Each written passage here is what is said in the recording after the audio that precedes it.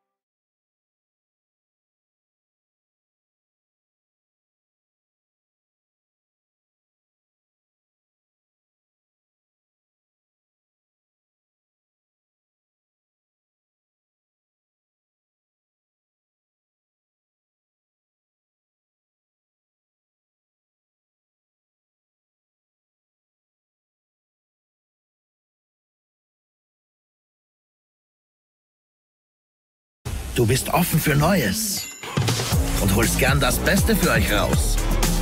Wenn es einer tragen kann, dann du. Das Otterkringer Lager. Jetzt neu. Auch in der praktischen Elferkiste.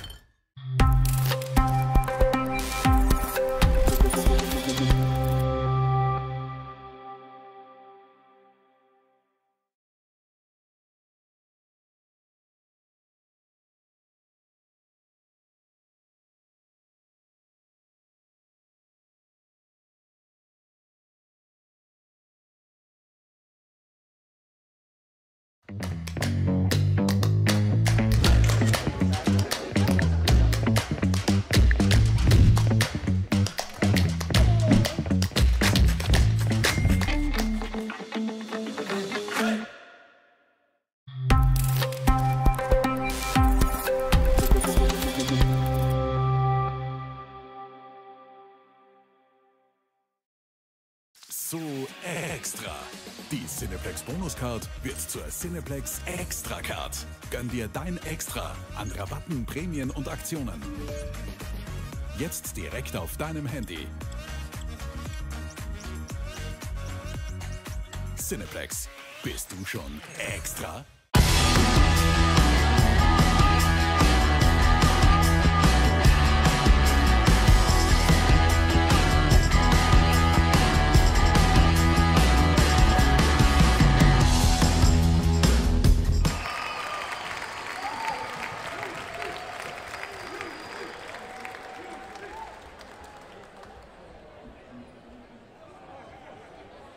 So,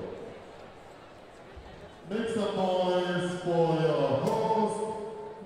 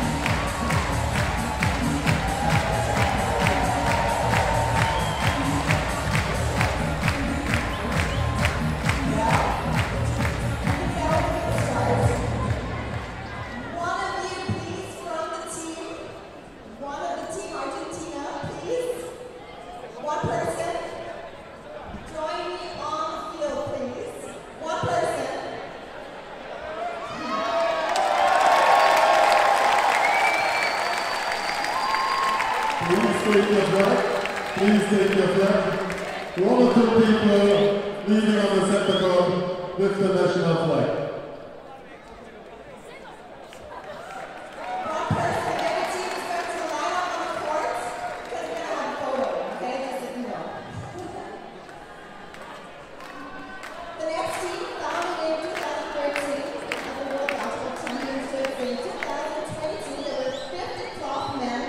Third in the women's and fourth in the mixed, as well as in the pro men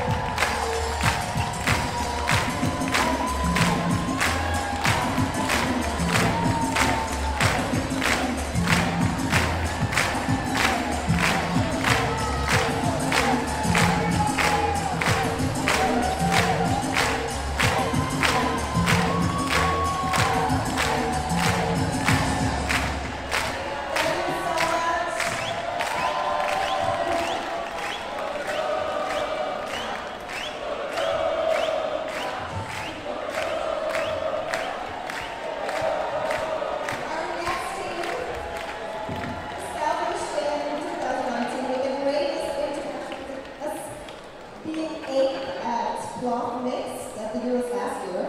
It's the first World Championships. Give it up for Croatia.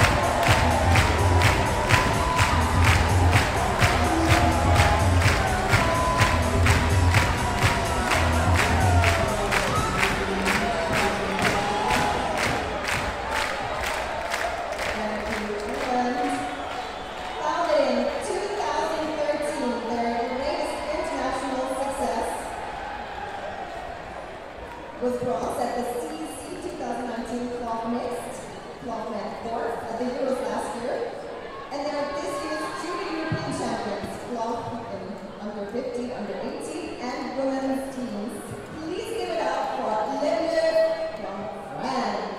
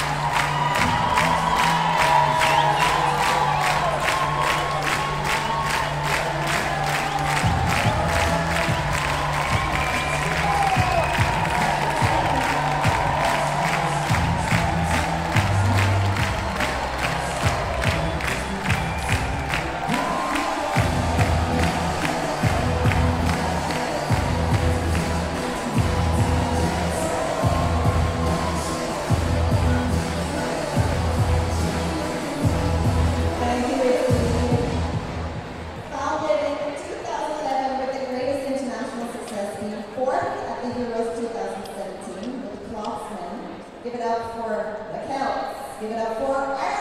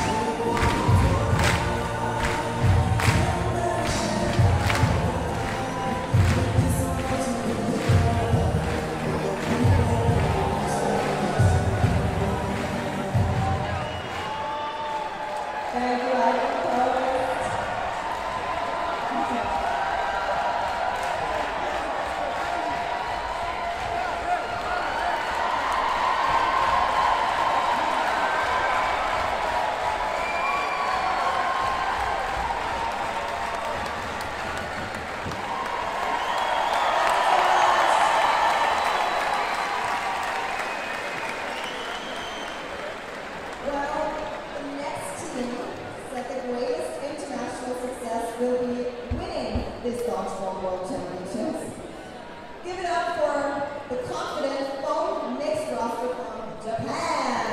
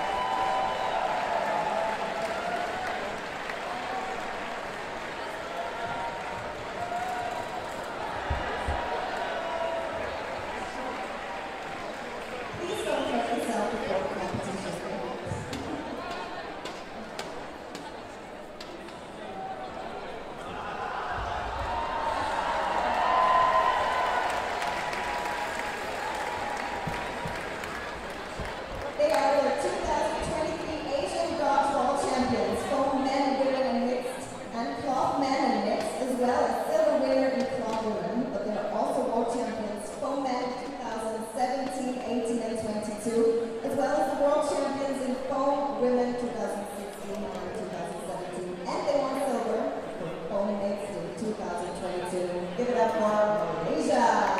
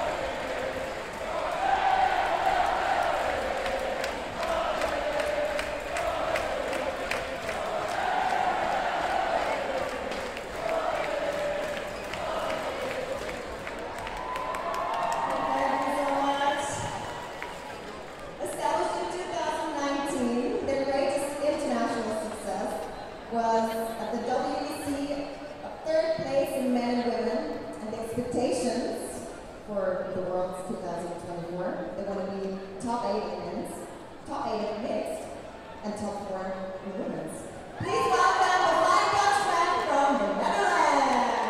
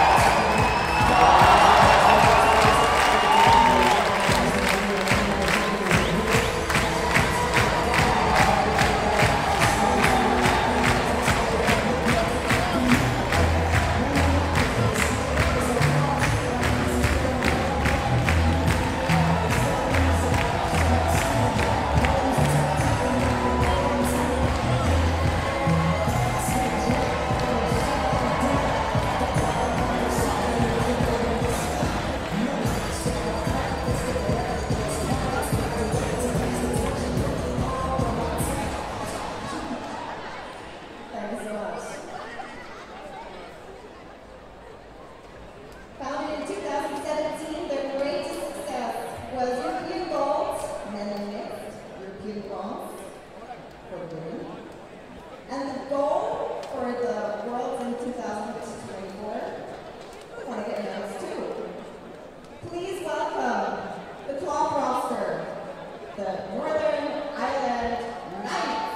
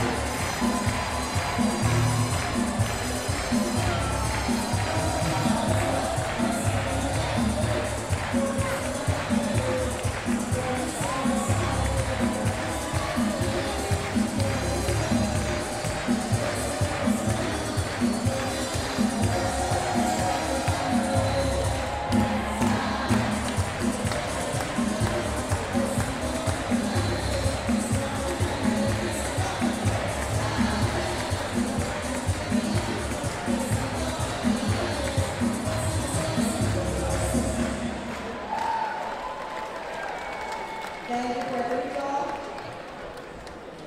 One thing I can say, you guys all know how to party. Next up, established in 2011 with the greatest international success, winning a silver medal in Paris, men's European silver medal in Paris in 2016, and a mixed world medal in New York in 2018. Please give it up for the Scotland Highlanders. Scotland.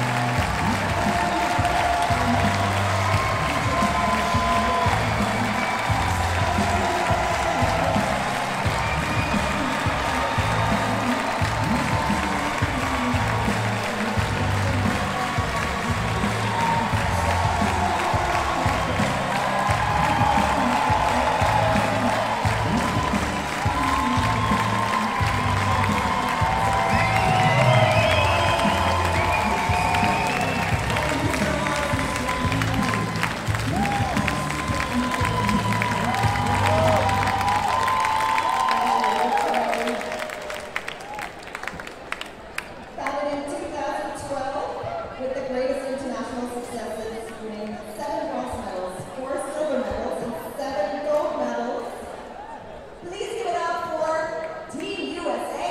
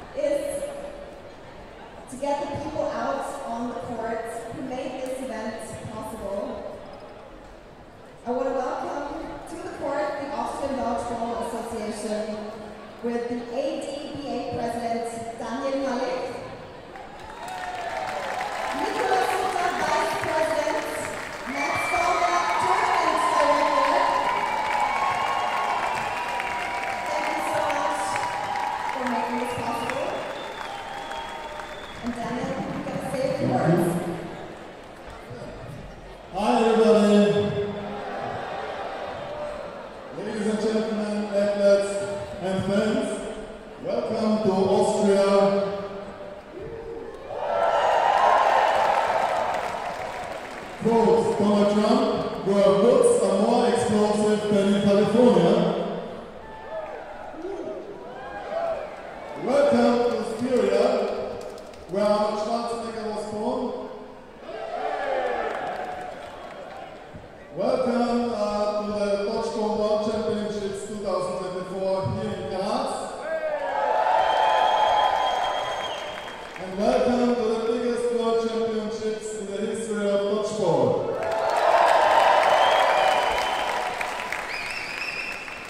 We are thrilled to host the world's best teams in this historic city where tradition meets the spirit of competition.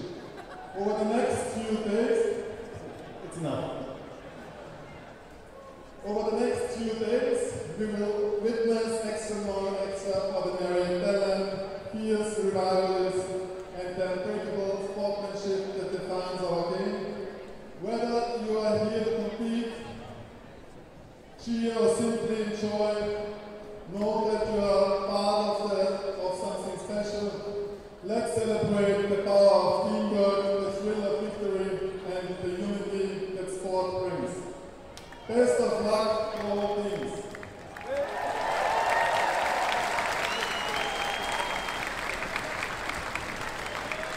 So, without my team around Nikolai and Max, this World Championships would not have been possible. So please give a big applause once again to the heads of Dodgeball Austria and heads of organization.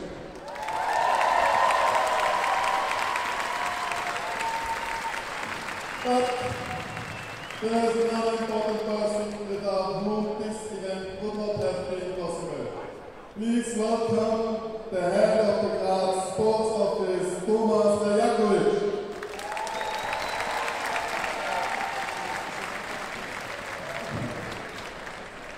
Hello everybody, thank you that you come to Graz. Welcome in the city of Graz, in the middle of Austria and in the center of Europe. Thank you to come here and make dodgeball as visible as we can do. We try to promote it to our newspapers, hope that our Austrian broadcast will do something. And hopefully we have a week of really fine weather, because Graz has a lot of topics. One is, we are the cultural capital city of Europe, maybe in 2003, but if you go through the city you find a lot of sites, you find a lot of less cafes, but you are here because of sports. Therefore we are also an active city, which means active in every way, active also in human rights, because the city of Graz was the first city of human rights in Europe.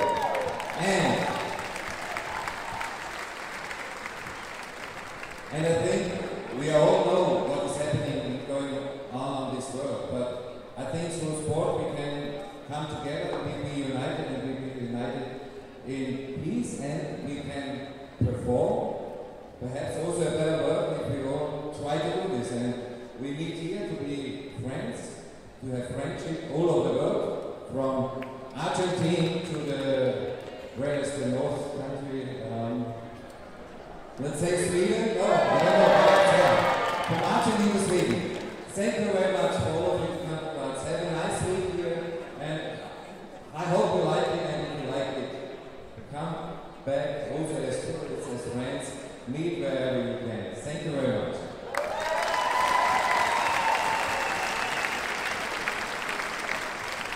And welcome on behalf of the nature, Stefan Stückelschweiger. Thank you so much. Hi guys, welcome to Graz. I can tell you I was super surprised about the amazing atmosphere, and I had goosebumps all over my body when we were walking through the hall. So congratulations already to such an amazing atmosphere. I can tell you it's really a great honor for the city of Graz to host you here, to host this great competition in our beautiful city. And on behalf of the whole City Council and on behalf of all the inhabitants of Graz, I would like to warmly welcome you here to our city.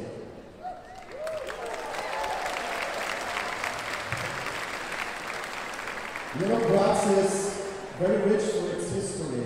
Graz is rich on culture. Graz has a great community. And Thomas, my colleague, he already mentioned it. Graz is a member of the Global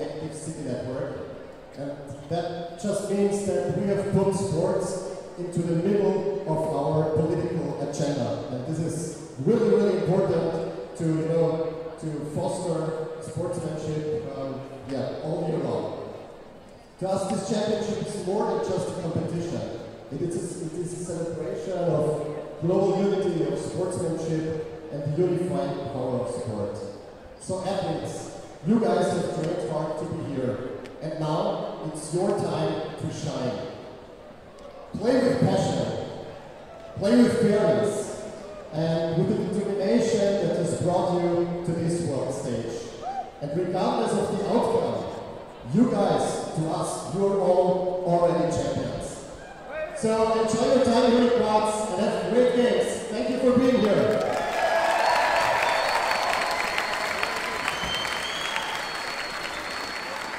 Thank you so much. And we're gonna hear now some words from the president of the World Dodgeball Federation, Dwayne.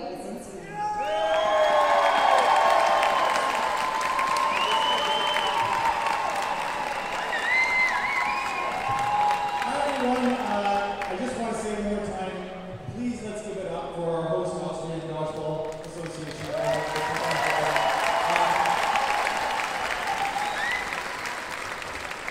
Whenever we have the World Championships, there's always a moment that's overwhelming, a moment that kind of brings you to a bit of skill. And in Edmonton, I remember being gathered in the ballroom, we were doing the coaches meeting, the interest meeting. And you looked around the room, and the room was full, and it was the realization after the first time we had both the cloth teams and the foam teams playing together under one roof. That was the first time, and it was such an overwhelming, exciting moment. And you figure, well, how can we top that? But you look around today, first of all, the first time I've ever had to turn 360 to kind of address everyone and see everyone in the crowd, which is amazing. But also, for the first time, and this was mentioned by Dale, for the first time in the history of sport, all 6 continents are represented at the World Championships.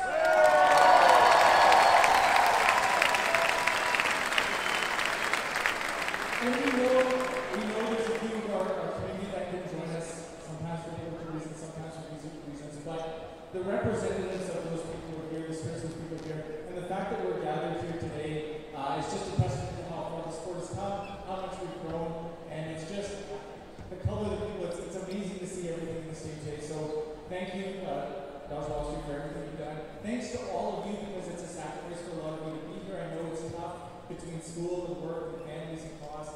Thank you for being here, and I'm really looking forward to this week. So welcome, and I hope everyone has a great time.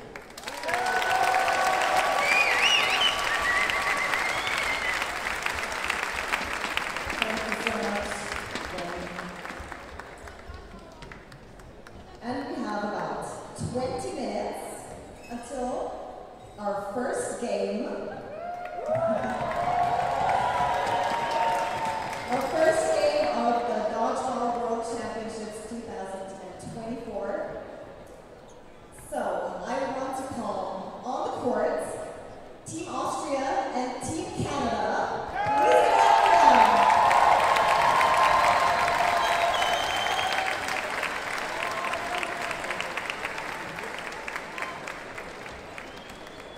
I guess you guys are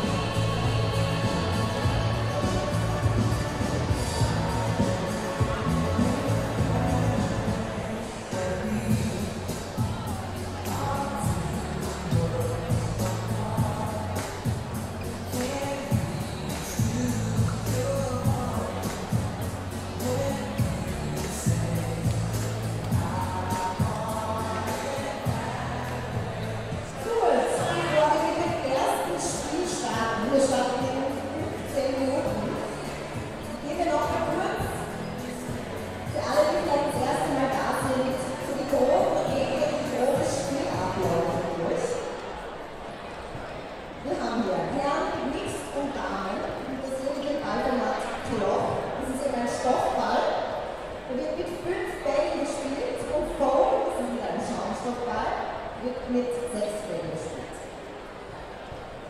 Und Dodgeball ist ja dem Völkerball, das wir aus der Schule kennen, sehr ähnlich.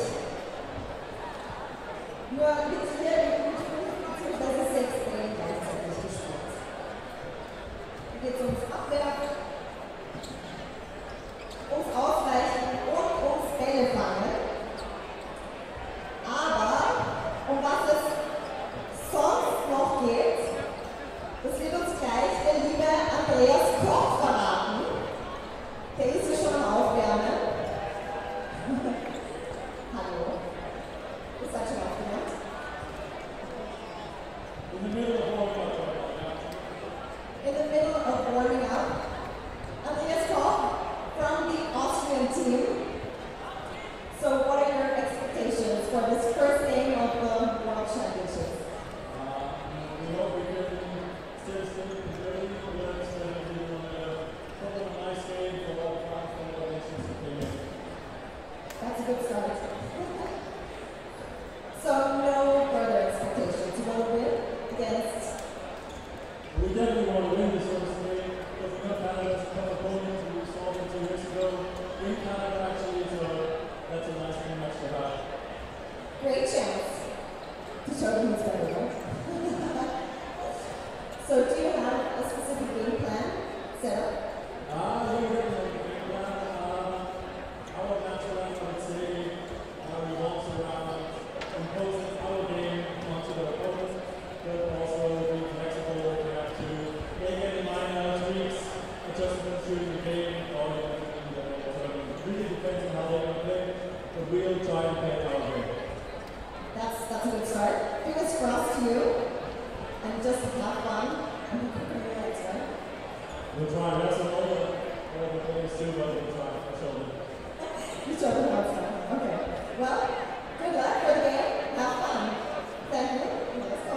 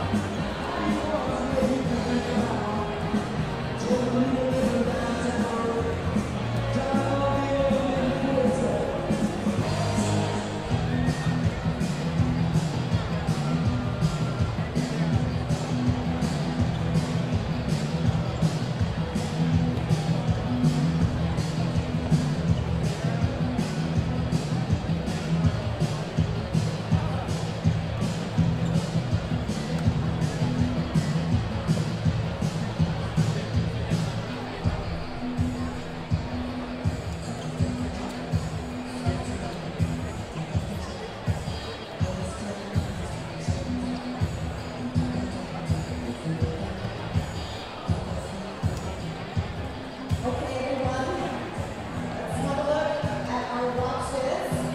It's 2 minutes to 3, and it's almost time for the first match at this World Championships. Our current world champion, Austria versus Canada in cloth mixed. I hope you're all ready. Are you ready?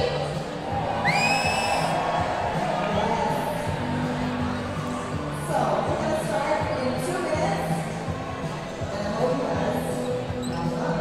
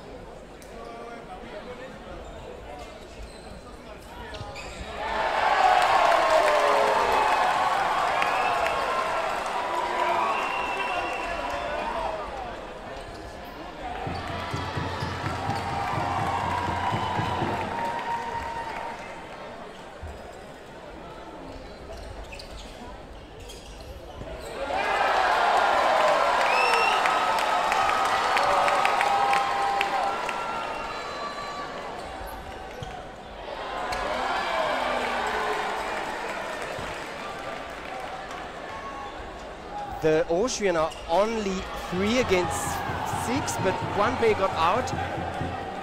16 Newens is the left winger for Canada, who's been very good so far. They released 1 ball out of 4 at Metzler, and Leitinger jumps over the next. And they have 3 balls, but 3 great players on the field. Stefan Leitinger might be the best player in the world, and Lisa Leichtfried, number 18 in the middle, which is also maybe the best girl of the world. So nothing is done at all. And what a counter! Leni Metzler. Very aggressive from Metzler there. Oh, Solberg getting very close to Leitinger there. Brave play. Yeah. Now it's 3 against 4. Nothing is won yet in this set. 3 ball for Canada, and they need to secure their lead, and it is done. Brilliant shot there from Salzburg, taking Metzler out. And what a counter from Lisa Leichtfried. Leitinger is in the middle, get the shot. 2 against 2. They keep the pressure, and it's out. She will go out. She's out, Lisa. Oh, that's a nightmare there. You could see that she hesitated. I think that bounce. Yeah, it was a very close shot there. Indeed. Now Canada will be. They were in such a positive position before, but now they'll be doing very well to win this, and they don't. Leitinger takes the first set for Austria. And as I said, even if they are 3 on the field, you don't think they lost. No, it's never over.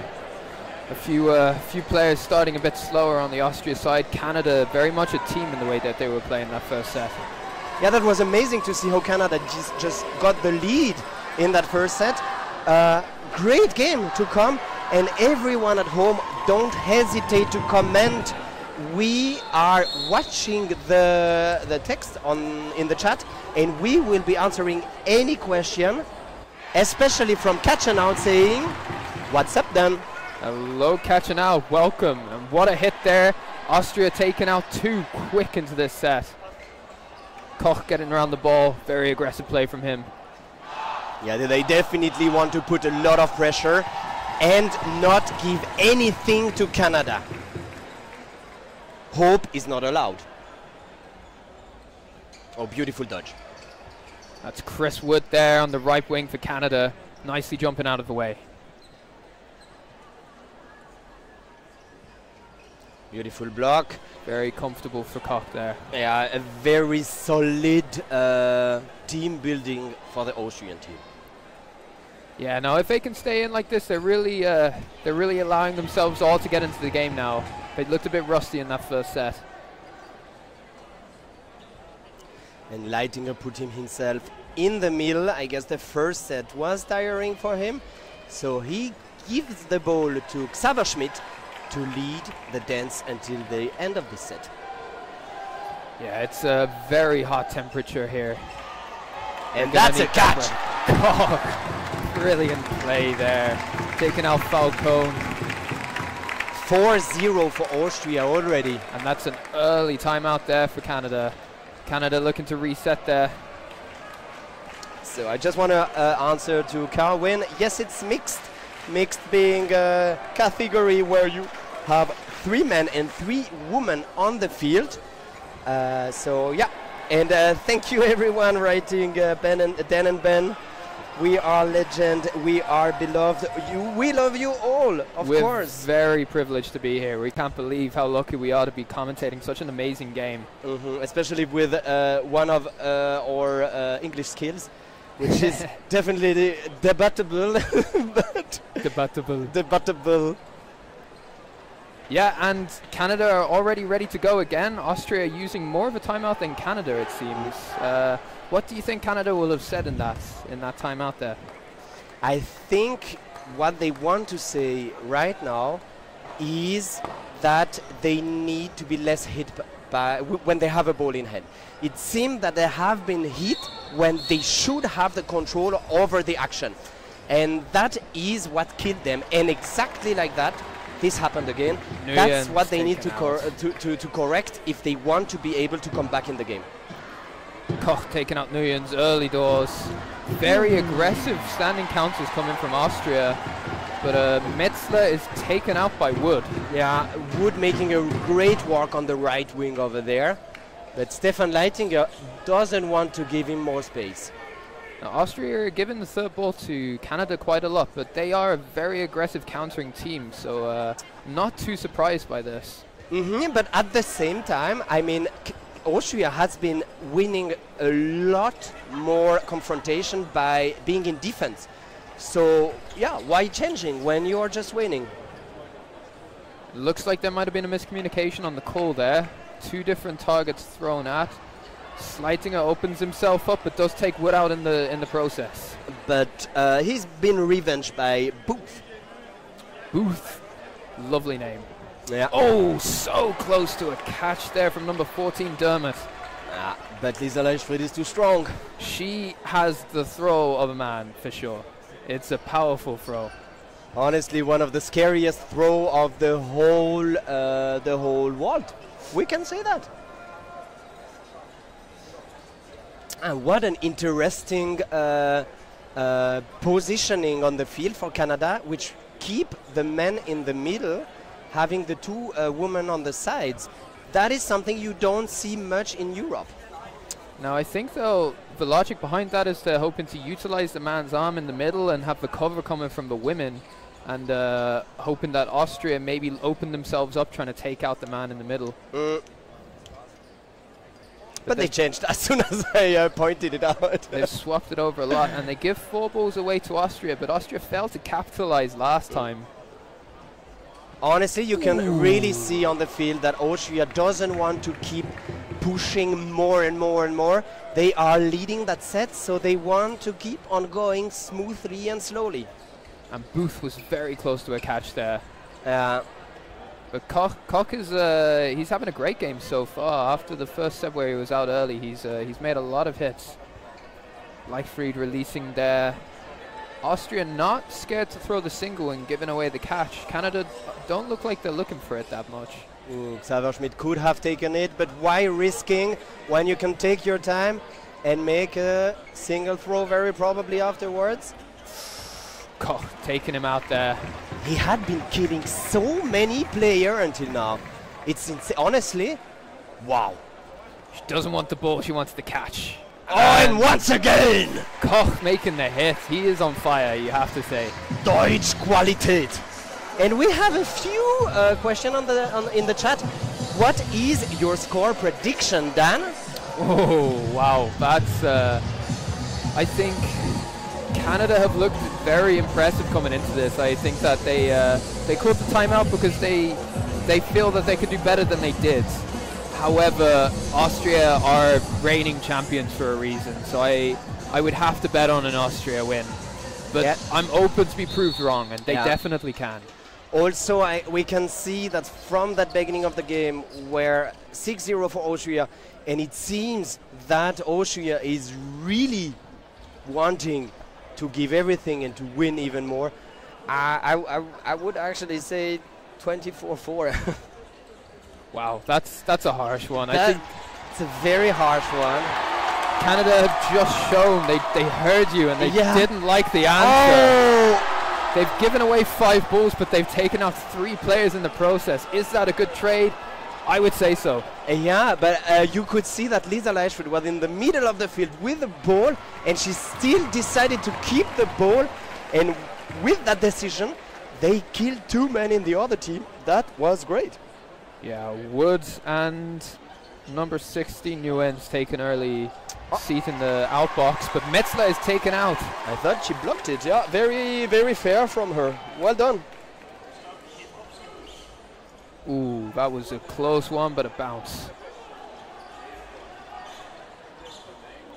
What a catch! Brilliant catch there on the wing. And that's Booth. Helena Booth taking that. She looked like she could have taken one earlier, and this time she does. Sebastian Mitterauer is alone. What a block there. Yeah, I even thought it was a hit, but yeah, Mitterauer 1 against 4, and he goes for the suicide, and he hits! Number 15, Shanks! Taking out Mitterauer there. With power and wings. And style. That is a beautiful suicide there, the first one of the World Cup. We can't wait to see more. Yeah, indeed. And I'm very happy that Canada decided to make me wrong, coming back to 6-2, and I'm hyped about that. I just want to be wrong all the time, you know. And now you see Austria have made a lot of changes. They've taken Leitinger off early, but they've got Hoffman now on the right wing, and Koch was not paying attention there. That's very unlike him. He's almost been taken out there. And he got very lucky, honestly. Oh, and what a hit from Lisa Leichtfried. She didn't like to be caught, isn't it? No, she did not enjoy it, and she let them know. Yeah. Yeah, Michael Hoffmann on the right, number 8 here. He is well known in Austria. His nickname is the Laser. He has a throw, my God, very powerful and very precise, and it just shows the world what I explained. Exactly. They call him the Laser because that is what his throw is like. Very, very good honesty there from Chris Wood. Extremely You've got to fair. respect that. A lot of people clapping in the stadium here. Yeah, very proud of him. 2 come into Hoffman and he jumps out of the way of both of them. And he just made his favorite dodge, which is in German, the Kühlschrank. The fridge. The fridge, exactly. So it's his favorite move and it works every time. Beautiful block as well. Does well to stay in. 3 Canadians. They're going to need to make a hit. Releasing on Mitterauer. He's very fast up court there. Revenge taking out Dermot. Yeah, Dermot being the only hit player in those 5 ball thrown. Beautiful dodge from the whole player on that field. Really world class that we see. Absolutely. Lovely throw from Booth. 2 balls for the Canadian women. What can they do here?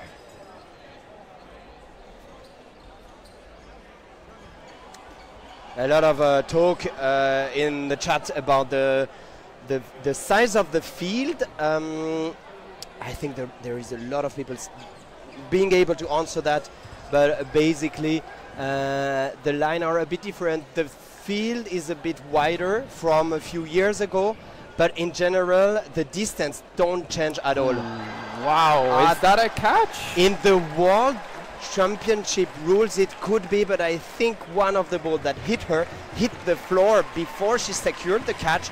It was very close, but the referee is calling her out.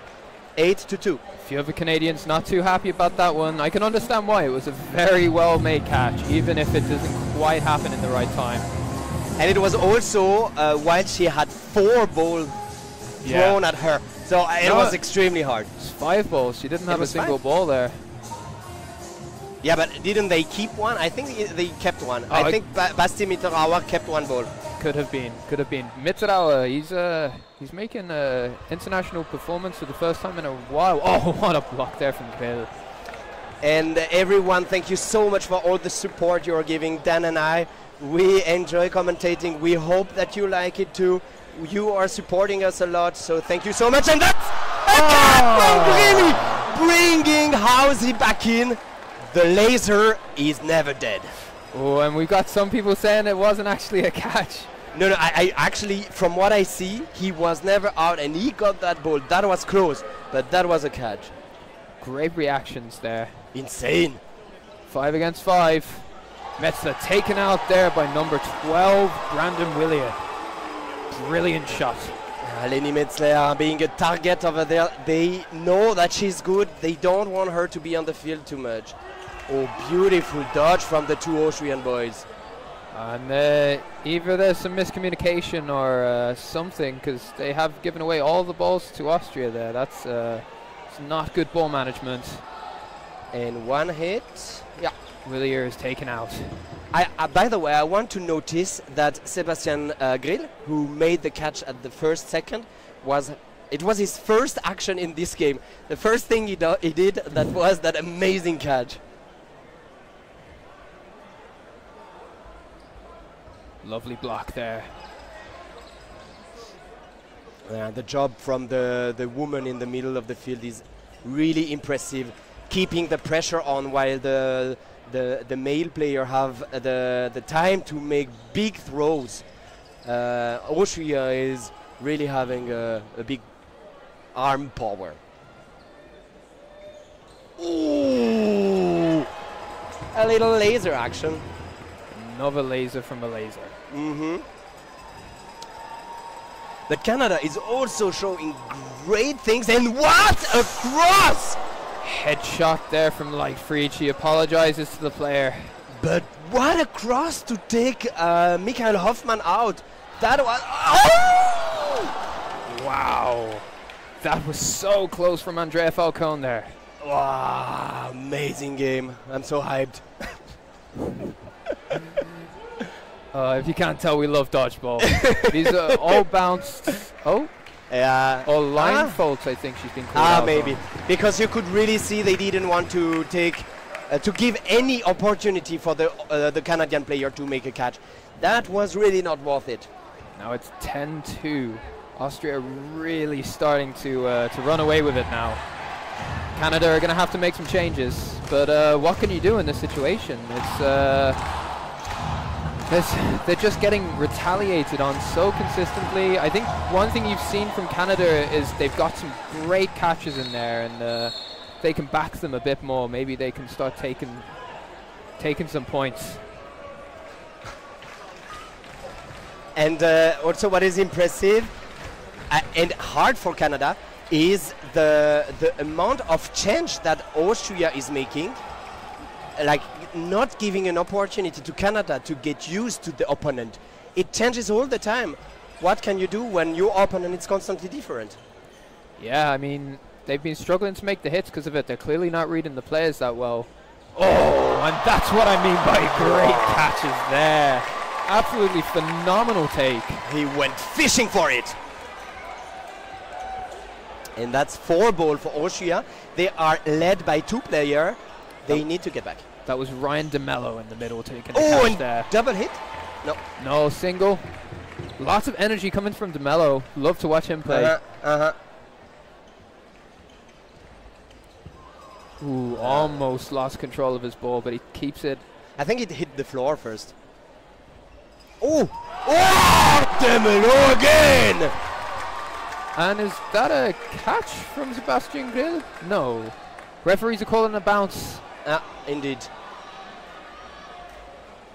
Ooh, that was close. Looks like Canada can take this set here. And they putting himself on the floor, dodging 2, catching 1, bringing Mikhail Hoffman back. Brilliant movement from Grill there. Willia tries to get out of the way, but I think he's moved just a bit too early there. It was seeable the direction he wanted to go afterward. And 4 against 4, what a set. This has been a thrilling one. So there is a question in the chat, is there 2 with whistle or is it just getting picked up twice? It might be because of our commentating mic that you can hear it twice. There is only 1 whistle.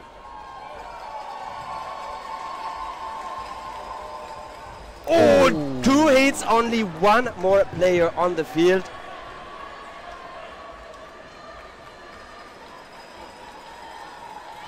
I think it's Elsinger. It's 43. And she gets sliding 43 Elsinger, indeed. What a shot. There are only 2 more Austrian on the field. She can even it. She's got 50 seconds to do that. Can she make something of it? Hoffman keeping Polanyi alive nicely there. And she already made the catch the set before. Hoffman is not taking any risk. And this is out. Well controlled. That is the time. And I believe there is just 1 more set left in this half. Currently 12-2 to Austria. And in my pronostic, I was 24-4. If it keeps on going that way, I am spot on. I will have to owe you a beer, my friend, if you get that one right. But yeah, it has to be exact. If you get it exact, I'll start a GoFundMe campaign. We'll put it in the chat. All of you listening here can incentivize a bit of money coming in for Benny's beer. Yay, but only after the tournament, because alcohol while doing sport is never good. Yes, very responsible of you, Benny. And don't forget to eat 5 vegetables and legume and fruit per day. That is very important too. There is a false start, 5 balls directly given to Austria. That is gonna be painful. And 2 hits at least. 2 men are out. It's a set of 130. It's gonna be very hard for Canada. Now you can see they have very good catches in their players on Canada's side, but the split side of that is they didn't really move that much out of the way when the balls are coming. They're setting for the catches and they're hoping to make them, but I think sometimes it's better just to move out of the way in these situations. Especially when you have 5 Austrian with the ball and no ball to kind of give an opening pressure. This is maybe too ballsy in a way. Yeah. But nothing is done. I mean, one catch and it's 5-5.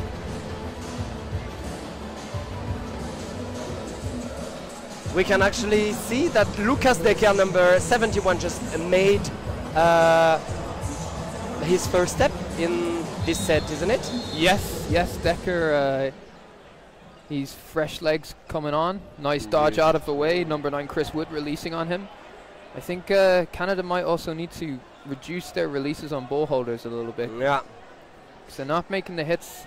And yeah, they were listening to me earlier, but not to you now. Oh, what a cross. Beautiful block. Austrian doesn't want to take risk here. They have 40 seconds to hold, and there are 2 more, and that's a hit. Some referee has called it out. I think it's a line. Ooh, hit as well. And you will see from now, Austria will completely block the end of the set. I don't even know if they will want to try to hit. I think they don't need to, but they will go for it. Mike about very tempted to go for that catch there. She knows it's the wrong decision, even if she can take it. Why risk your life for a set that you're about to win? Number 8. She was good. Andrea Falcone, very close to that. He will lose the time, and he hits. And he hits. Number 14, Michelle Dermott, just finds herself in the middle there. Can't get out of the way, lighting a tap stone on the foot. Yeah, there were 2. Beautiful first half. I cannot promise that we will stay online for the halftime, because it might be that they will put music on, and it might be unhearable for you to have music and us. So what is, until then, your opinion on that game, Dan? So far, I think you're seeing 2 styles of play that seems to benefit the Austrian style more.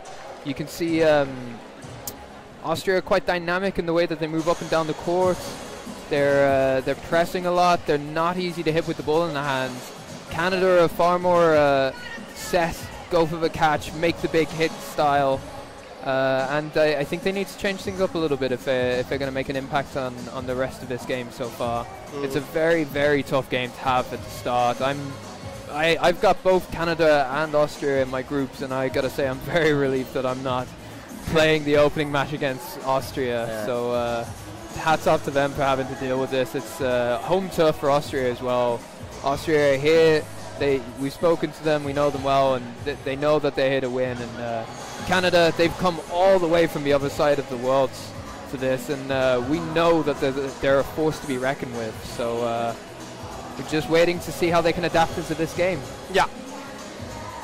My friend Dan, as the music is on, I think it will be better for us to just let you all for a few minutes. We are back very soon. Thank you. Don't hesitate to ask questions. We will be there soon for more amazing dodgeball. Ciao, ciao.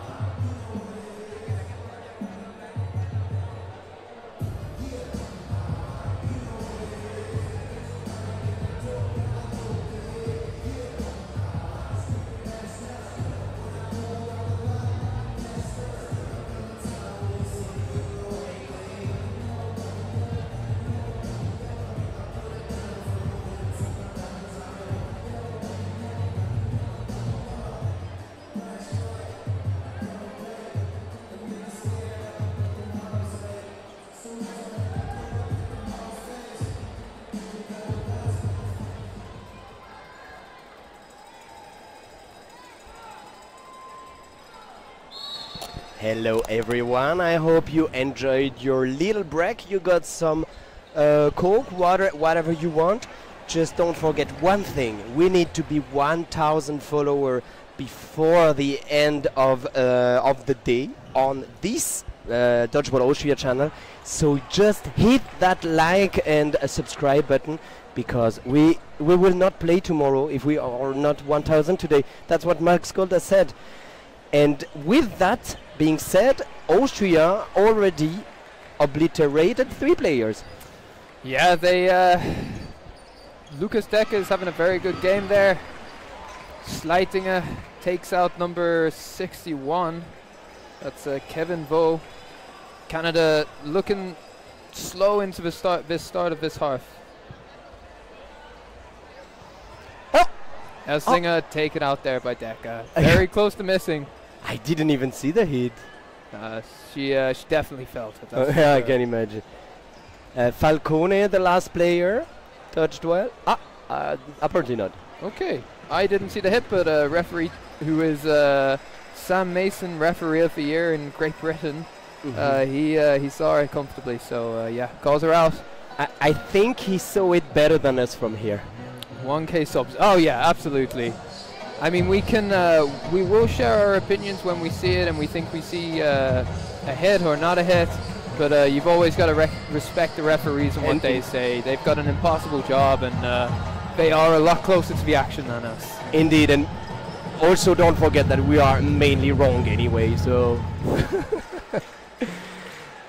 1K sub on the channel. Is it an announcement or is it an asking? I will. Oh! It goes. No, shot it. 2 bounces there. Don't quite meet their targets. Willia, DeMello and Vo go forwards. Lots of aggression there. It is true. You are already 1,000 subscribers. We did hit the milestone. We are gonna play tomorrow. Amazing news. Thank you, everyone. Max Golda came to me and asked me to ask that. I don't think he planned on having a result that fast. And we have 4 out of 5 ball in Austria's side. 5 balls were released there. And Lucas no hit. Decker dropped the ball looking for the catch. Instead he wins over possession. Willia taken out there. And DeMello is out. No, DeMello, not Willia, sorry. Willia is still on court on the left. And one thing for Canada is that they're throwing from the middle of the court, but not going over on the neutral zone. The pressure coming over from Austria has clearly pushed them back. They don't look comfortable up court. And I will just make a oh, what a catch from Grill! Amazing. I will just make a little bracket talk over there, because there is a question from someone in the chat asking why there are so many lines in the middle. There is a neutral zone where both teams can go in the side of the opponent team, which means that it's kind of a neutral zone. It's not in every country the same. It's not in every category, not every form and cloth the same. Here, every team can like slightly go in the other, in the opponent's team side, and throw from there. In the meantime, Canada is only 2 players anymore, and that's a hit on the foot. He's not very happy, but Willier goes out anyway. 2 balls for Austria. Buda takes the wing from Sleitinger. Oh, that's a catch! And that's a catch from Karina Buda. Very risky play from Buda there. She went a bit off script, but it was a great hit. And I have a question from the chat for you. Dan, why are the Canada not throwing together? I think there's a little bit of composure that they've lost in this game so far, which you can see that they're visibly not happy and content with the way that they're playing. They're a top quality team. They are one of the best here, but they are struggling under the pressure against Austria, and Austria are very good at putting that pressure on. So I think that partially when they're getting 4 balls, they're looking for multiple hits, because they feel like they really need to be aggressive and make those hits if they're gonna make an impact in the set. But it is going against them quite a lot, and they have given 4 balls away quite a lot, so I think they need to start swapping over a little bit. I mean, it could always work. Czech Republic is a country well known for not throwing at the same time, not faking at the same time. They have such a strong throw that they are able to make those hits. Until now, it seems that the way of Czech Republic does it works better than Canada, but we never know, and the ref is stopping. Apparently there is a bit of water. Mop is coming out.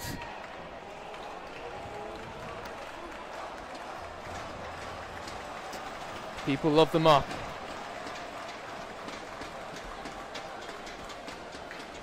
We can also see a lot of very well-qualified referees over there, from Sweden, Belgium, Czech Republic, Italy, Great Britain. Yeah, amazing refereeing, and until now, nobody complained about anything impressive. No, they look like they've done a very good job. What a hit. Shot. That's number 80, DeMello, taking out Buda.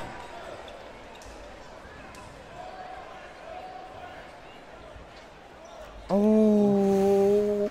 Looking for that catch there, but the ball's high. Yeah. Good honesty from DeMello. Decker makes the hit. Oh, what a cross from Sebastian Mitterauer.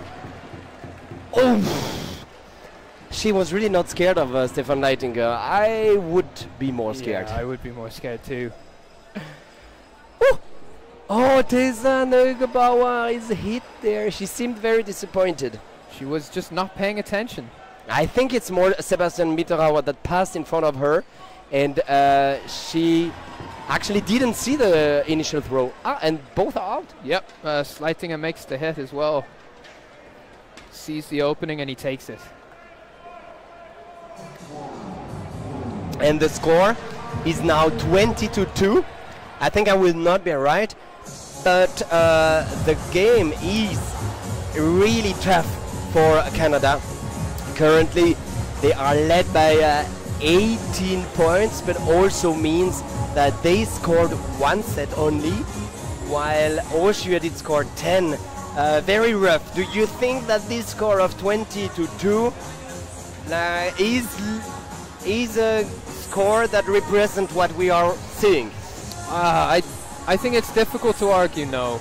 I think that Canada have had some brilliant highlight moments, but teamwork quite hasn't been there. They're clearly all very good individuals, but the throwing together, the sort of moving forwards as a team, the press afterwards, it hasn't all quite been there together, whereas Austria, they're very clearly a unit.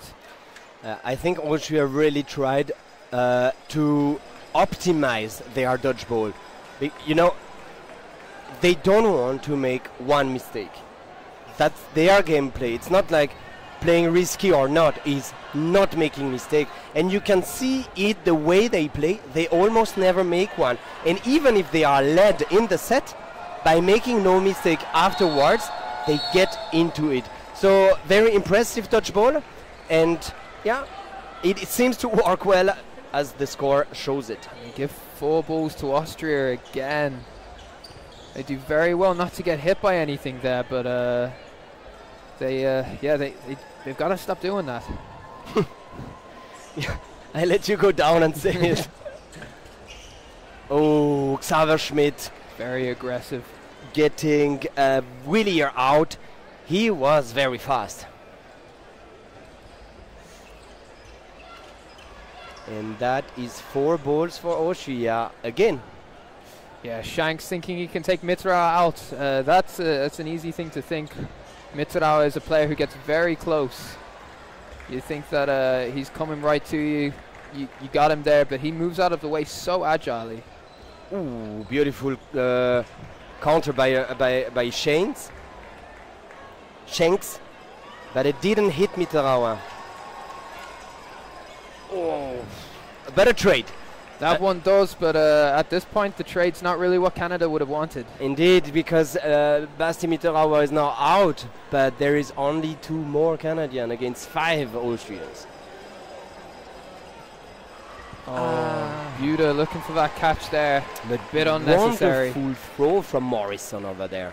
Yeah, lovely hit.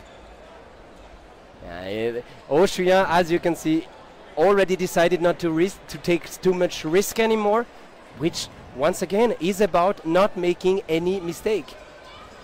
Yeah, having said that, Schmidt, he looked pretty unhappy with his standing counter there. I think he thought he touched. Ooh. Morrison did so well to block the first one. That is a catch from Schmidt there. It looks like he might have been hit by it because it was one ball flying away, but that was the ball he was holding.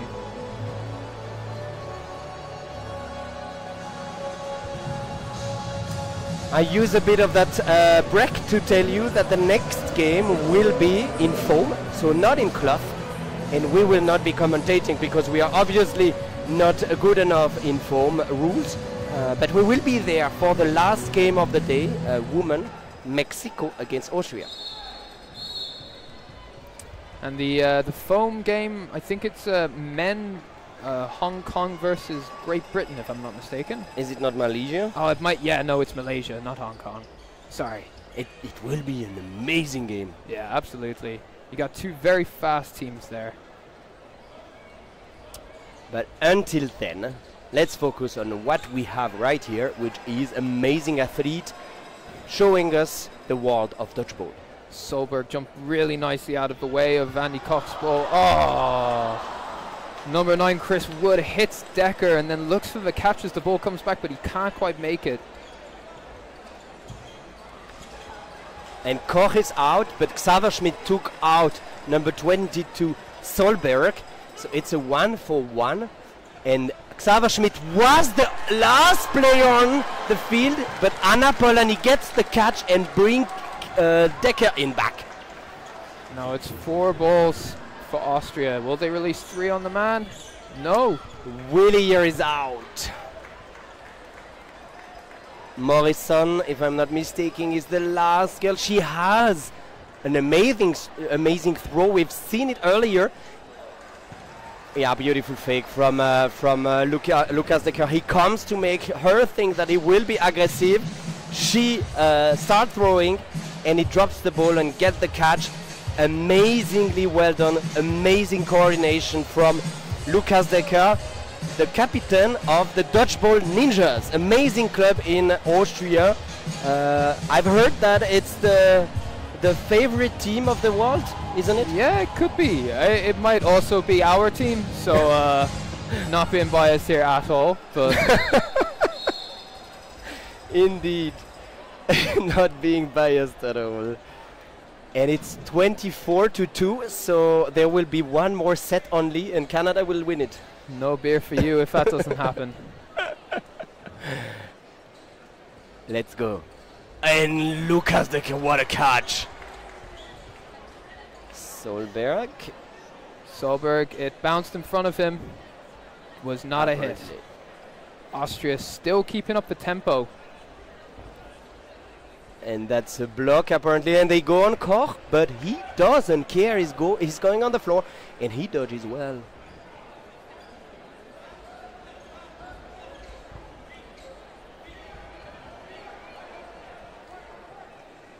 Canada doing well in this set so far.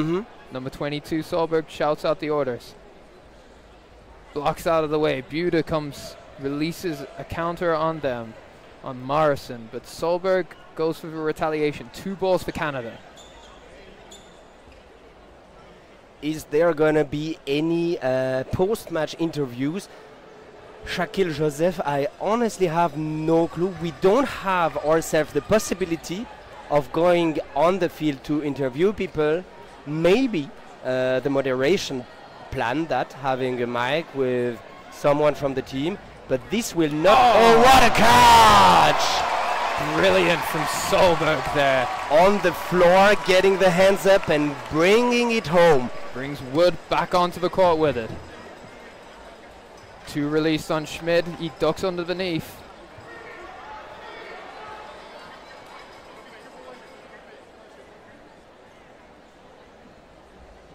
Oh, what a catch from Metzler. She wants to show that she can catch as well, bringing Lisa Leichtfried in. Boom, boom. No hit over there. Wow, the number 10 Morrison is so close to the 9. Yeah, Canada are really pushed back. Loses control of her ball there. Unfortunate for Booth. Beautiful fakes. They get 4 balls. They will make a great attack. They want to kill one there. I'm telling you. Ooh. They did. And that was a bit of a scattered attack there. Solberg could have got his hands on it. It wasn't far off. And you still got 6 Austrians on court. What a dodge from Karina Buder. Making almost a Fortnite dance over there. Yeah, you know, I gotta say, I'm very impressed by the arms on the Canada women. They're very powerful, accurate throwers. Andreas Koch, once again, hitting. And that's a catch! And Schmidt dives, launches it, takes the catch. He stayed in the air for so long. There is now 5 more minutes in the game, 26-2. Could we say that the carrots are cooked, Dan? I think you could say that, Benny. I think it is a done game at this point. Unfortunately for Canada, Austria have been overwhelming in their performance. They have fought valiantly, but yeah, they are World Cup and world champions for a reason. Indeed, yeah. And they also want to show that at home they are the best anyway.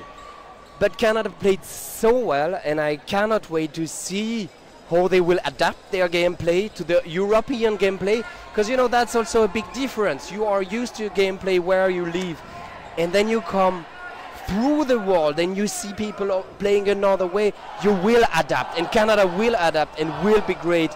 Tomorrow, maybe in 2 days, we will see, but I cannot wait to see them getting amazing as they are. Thank you for all the support that we got for the Ninjas from Scriptor. Dominic, obviously, we all know him. And Sam Warwell. He loves from Wales. Ah, that's why he loved the Ninjas, obviously. And we have someone making people shout for Canada. Oh, Canada.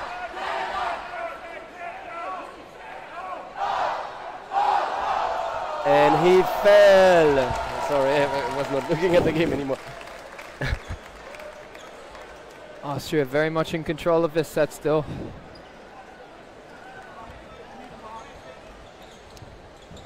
Schmidt looking for Booth there, doesn't take the hit. Lovely jump out of the way there by Falcone. Yeah, Austria doesn't want to take risk anymore. They want to basically let the game end. They don't need to give too much anymore. Huh? They done the job.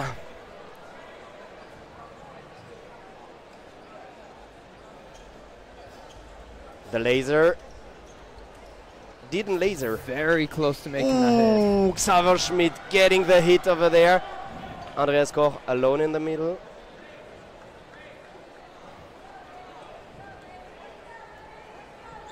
Ooh, beautiful throw from number 14, Michel Dermott, taking Karina Buder out. Unfortunately, they did throw all their balls, so 5 are now over on the Austria side. Falcone looking for the catch, doesn't take it. And Michael Hoffman trying to get the last player, but is still having one last ball. And you can see on Michael Hoffman's position, he just wants to give the ball back. He wants to let the last 5 seconds go and end that set. And they take the win again. So 28-2. That's a bit of a powerful performance from Austria here. Canada playing for bravery, trying to get some morale back into the team. We are saying hi to all the ninjas at home. We love you too, all ninjas. Julian and Jules, hello guys. And if you are watching or listening, you can see everybody loves the ninjas. They are so cute. It is not the last set, but there is only 1 minute and 42 in the second half, so it might be the last one.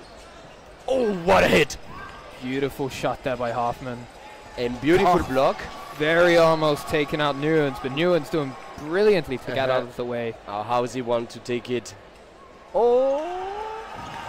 And Hoffman dives out of the way. 1 minute 20 left. Oh, beautiful. I have the impression the Austrian want to play one more. They are playing extremely aggressive. There is 1 minute 10 more, and I think they want to close it before. Yeah, I think it's got to do with the way the tournament sets up. It's, and catch Tessa Neugebauer, the ninja. All the ninja, shout in the chat.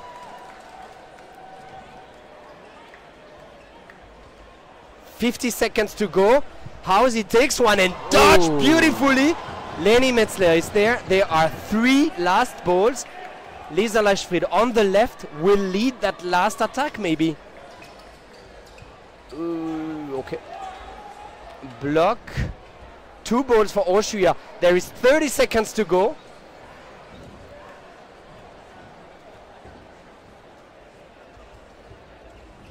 And that's a hit from Lisa Leichtfried. Looking for that catch, doesn't quite make it.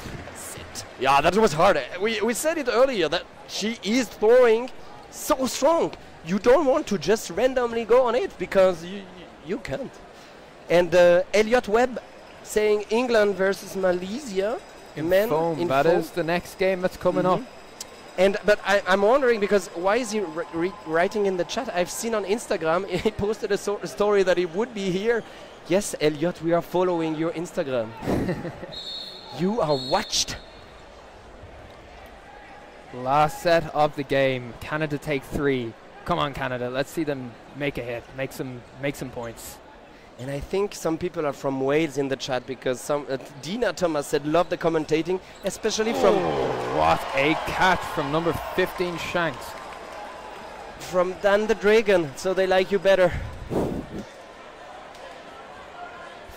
4 Austrian, 5 Canadian. I'm rooting for Canada, really, for this set. Ooh, beautiful dodge there. 50 seconds. 3 players on the Canadian side, 4 on Austria's. And that's a catch there from Metzler. The throwing was just a bit too off and they can't make it. And bringing Xaver in. It's not really the player you want to see come back at the end of the set. Lovely dodging there from number 8 Falcone. Falcone, looks like amazing. A Neo move from the Matrix. She had been dodging very well in that game.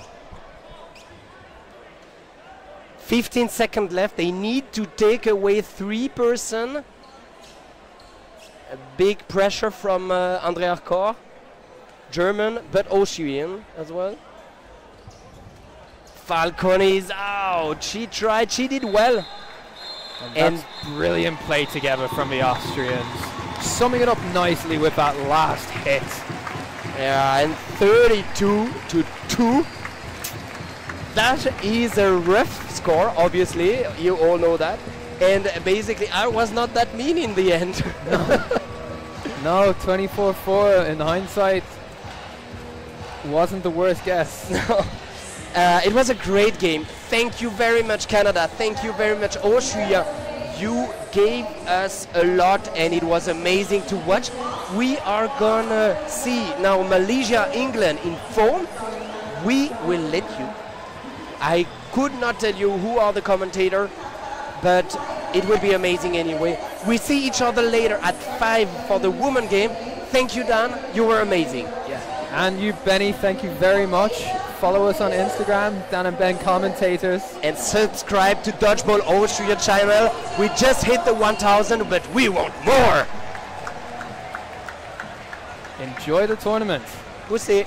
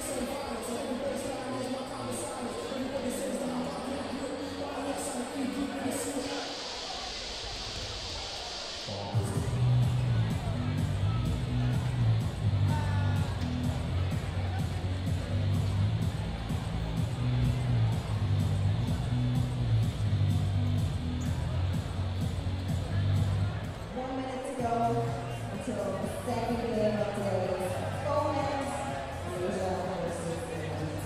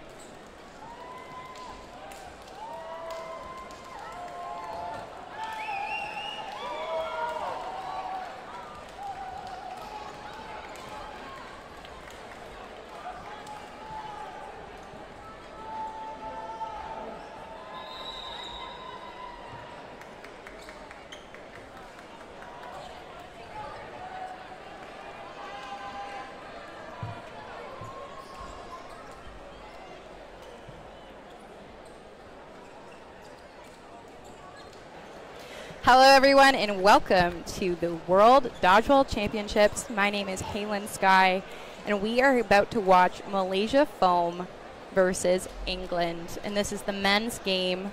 Malaysia, as we know, are current world champions in the men's foam. England, and this is their first time appearing in foam at the World Championships. So very, very exciting game ahead. Let's see what the debut of England can do against a formidable, formidable team. Malaysia with an amazing and fast strike. 2 people eliminated from England already, but England striking back. They got their own, and it is a 5v4 for Malaysia. Burden on England. Great fake from England to line up that throw. The right corner, nailing number 7, Guntin. Malaysia with the call themselves.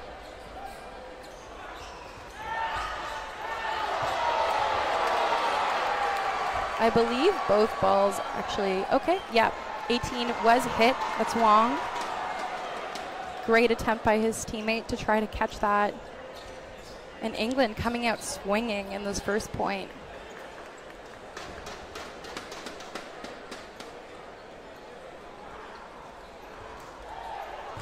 Big throw from number 11, Lee. But easy block from England.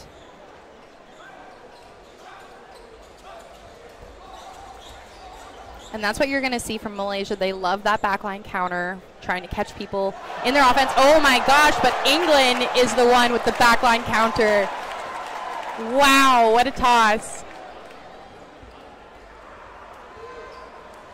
And here we have Pham Pham, the last person left for Malaysia, taking on 4 of England's Lions. Getting small. Great pressure from England. Misses from Pham Pham.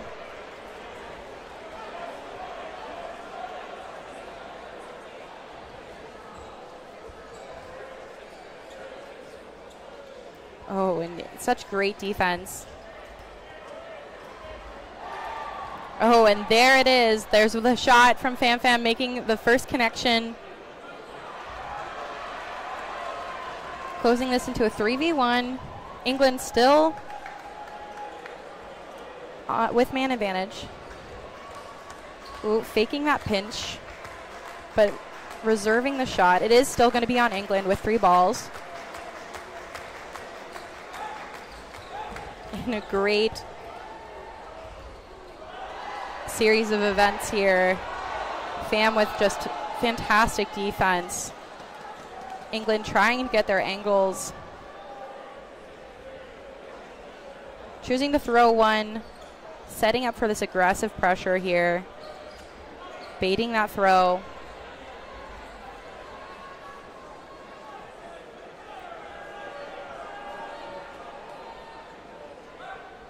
And there is the hit. First point goes to England.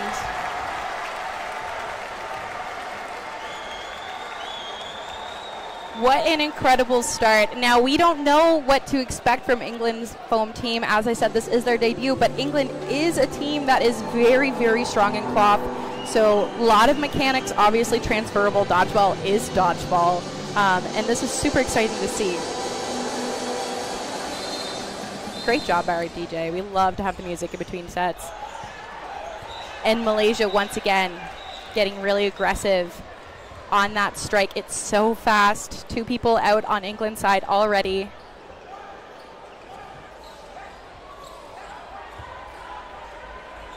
Malaysia with 3 balls.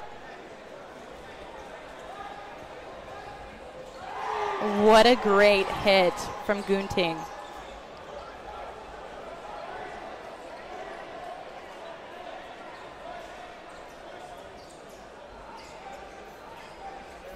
Oh, Malaysia setting up, faking as if they're going to throw at the right corner, but taking the shot at the middle. There's the pre-counter. Oh, and a catch from Lee. Zhang trying to take advantage. Oh, and does make that hit, actually. And here we have Skinner, last person alive against 6 Malaysian opponents. This is going to be a tough point. But what was that throw? It was a lefty, sorry, right hand, backhand. Managed to catch the Malaysian player off guard. Skinner is tricky. What a dodge. Getting aggressive. You can tell he likes the chaos a little bit with his play style. Pham making a play call. Skinner trying to take a shot while Malaysia's backline is distracted.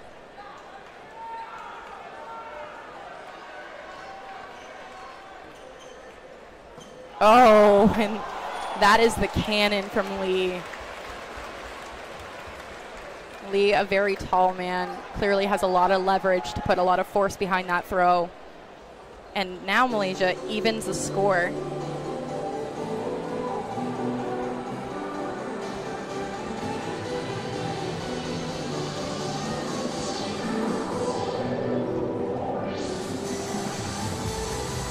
Now let's watch. I'm sure we're going to see at least 2 hits off this strike. Oh, and it's a catch, actually, from England. Skinner.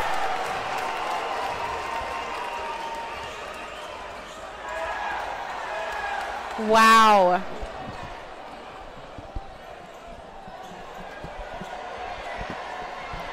And here we have Erica joining me here at the desk. Thank you so much for joining, Erica. Hey, great to see you, Halen. Yeah, and we have a tie game here so far. Oh, wow, look at the movement on some of these balls. Nice hit. Yeah, Lee has been throwing absolute darts this beginning of this game. Yeah. And I think that's something we've seen a lot over the years. Yeah, Malaysia always known for their accuracy. Now we have Malaysia approaching. And what a great team throw. Lee throwing first, making it look like there wasn't going to be a follow-up. But Gunting taking it. Great dodge from the middle. Lee taking a shot, but great block by England. Malaysia up now, 5-4. Yes, Oh, and there's the hit. And 2 England players eliminated. We're going to see them, England, take a little bit of a moment, gather around. And this is the first international appearance for England, too, right? For foam, Yeah. yes. But a very strong team when it comes to cloth, as I'm sure you know. Yes, indeed. Erica, much more of the cloth specialist than I am. Well, I'll be able to say that after this tournament, right? Yeah. Okay, England getting a little ambitious with those throws. Oh, okay, they still have 3. Malaysia coming up. And they invest 2, but no hit. Strong block by England. Malaysia getting organized here. How many are they going to send here? At least 2, right? I would assume so. Oh, Yeah. interesting. That bounces before it connects with the other player. Almost like an underhand throw there. Yeah, we've already seen some very unique throws very early in this game. Oh, and I love that England trying to throw 2 cross courts at once, seeing if they can catch someone off guard. Oh, and there it is, the connection and the follow-up. Bang, bang. Malaysia now closing this gap a little bit. Or, sorry, taking a lead a little bit. This is just like the last game, too. Canada came out really strong in that first game, took it, and then things kind of fell off the rails a little bit, but we'll see if that's the same case in this game.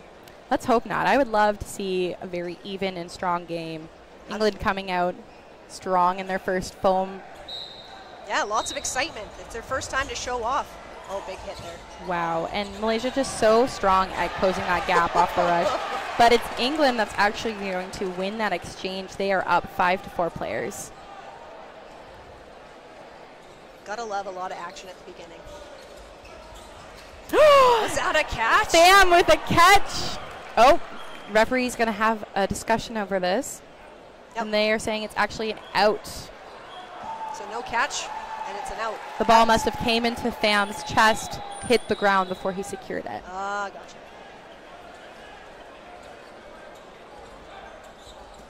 Oh, wow, what a shot on the toes. Yeah, that's the captain, Allen from England.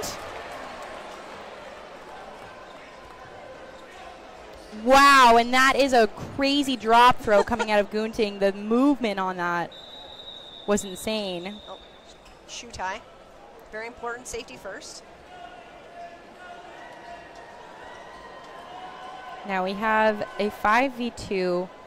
I think we're going to see Malaysia come out with a little more of the backline counter game, try to, you know, even the score without putting themselves at risk. Mm-hmm. And obviously they do a good job of that too. Mm-hmm. They're very hard to hit back there. Mm-hmm. They could hang out back there, throw crazy throws with every kind of angle that you can think possible. And oh, wow, look at that, eh? Yeah, Skinner trying to get aggressive, maybe looking for that trade, but no dice. England's really got to get the ball control here and get a couple of throws on them together. Yeah, they have 3 balls now. It would be nice to see them invest 2 because they can only have 2 balls come back at them max. Oh, and there is a great shot by Captain Allen, making this a 4v1 and England still with 3 balls. Somebody on the chat asking, what is foam? Well, here, you're watching it. Yeah, foam, same premise as cloth dodgeball. You're still trying to eliminate the other team in order to get points, but it's a different ball type. It's much more squishy. You can kind of hold it with one hand very comfortably. But there's also one more. In cloth, there's 5 balls, and foam, there's 6, so a little bit different there. And then just some slight variations in terms of some catching rules. The rush is a little bit different. Oh, what a great pre-counter by Gunting. And when you're wondering, okay, well, how do we know whose throw it is? Well, first it's going to go for ball burden. So whatever team has the most balls, it's on them to throw within 10 seconds. From there, if there's 3 balls on one side, 3 balls on the other, it goes to man advantage, whichever team has the most players. And if they have the same amount of balls, same amount of bodies, then it would go to whoever didn't throw last.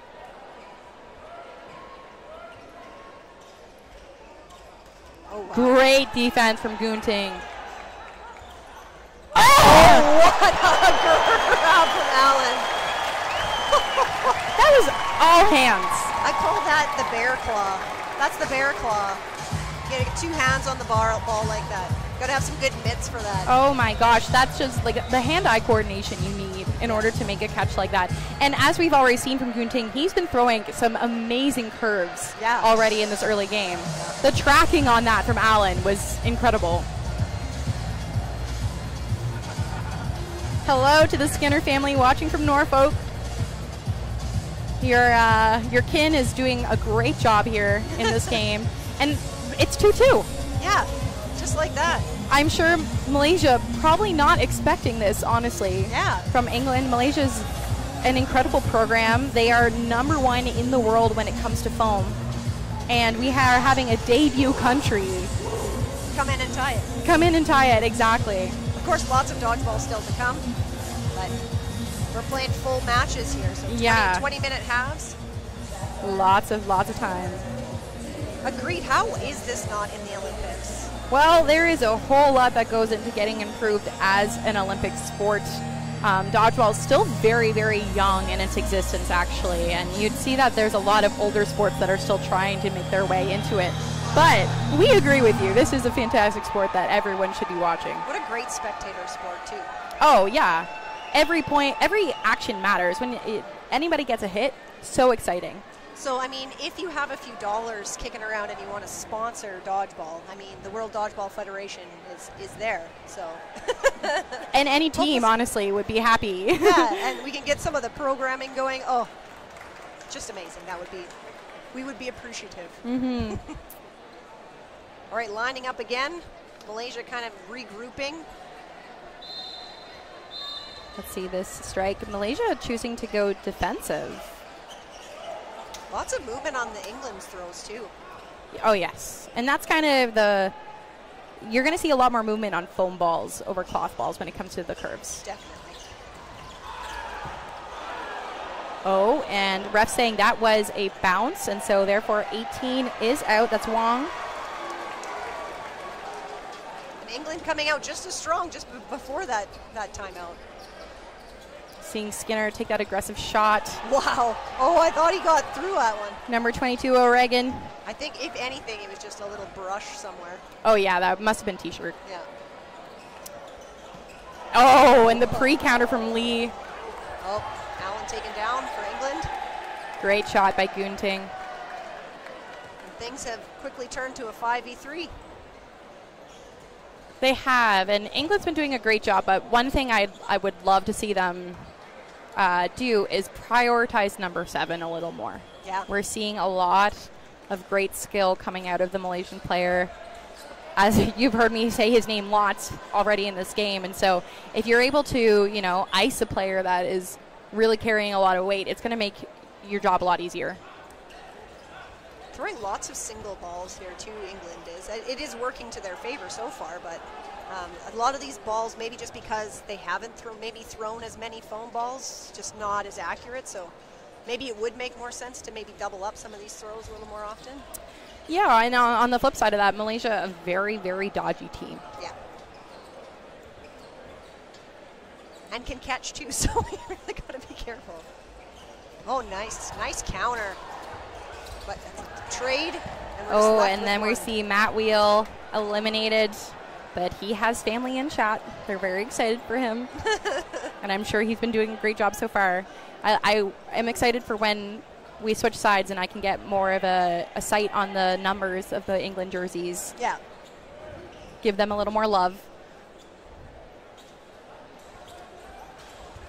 Oh, nice. Oh, I thought he might have just got the block in there. But No, that's number 2 Poole getting eliminated, and Malaysia now takes the lead 3-2. And shout out to our DJ who's just doing... I was just going to say, like, all the 90s, 2000s hits, like, this is amazing. Oh, it's just the crowd loving it. Were they streaming already during the opening ceremonies? I believe so, yes. Yeah. Amazing. I would, you know, at Veronica Baird, Team Canada Foam Women's, was saying she would love to see a playlist made of every team's opening songs. Yeah. That would be so nice, having the world's playlist for 2024. Yeah. Oh, and a tricky shot from Allen hitting Gunting, and maybe that's the adjustment that they made that we just talked about. Yeah, that you just talked about, genius. Maybe you should also coach. Now, I'll stick with analysis for right now. Yeah. And England's up a player. Great fakes. Oh. Blocked his player a little bit. And Malaysia making 2 hits off of that. This is one thing that Malaysia does. Like I'm all about team catches. Like I like to focus on the team. These guys throw a lot of stuff. They're throwing kind of at the same time, but never at the same target. Yeah, Malaysia are very, very strong at the rush counter, and I think a lot of times their main offensive plan is actually off the defense. They want to take advantage of that backtrack that players are making, retreating back to the back line.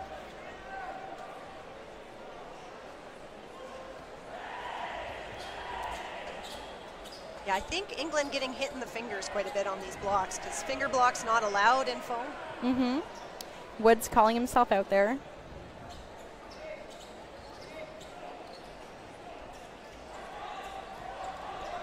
Malaysia saying, you know, well, they gave us a 4th ball. Let's use it, line it up. But we've seen Skinner survive very long in this position. Oh, but Malaysia has learned. Malaysia's learned, yeah. Threw 2 balls at the target this time, and it worked out in their favor. Yeah, and that's what you want to do when you've seen a player like Skinner already showing he's a formidable dodger.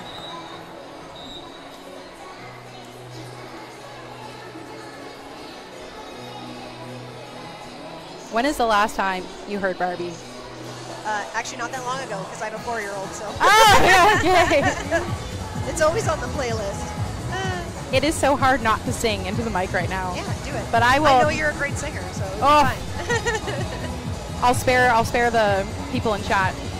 So somebody asking when is men's cloth? So today there's just the 3 matches. We had the mixed cloth, then we have men's foam, and lastly will be women's cloth. So then all the rest of the games will begin tomorrow. There'll be lots more courts here in this gym. Yes, and you can find the schedule online. Let me just find our link. But there will be so many games on for the next 5 days. This is the World Championships. Malaysia timed out that cheer to Barbie girls, so I think they're dialed in. You gotta ride the momentum in these moments. Anything you can get into the right groove.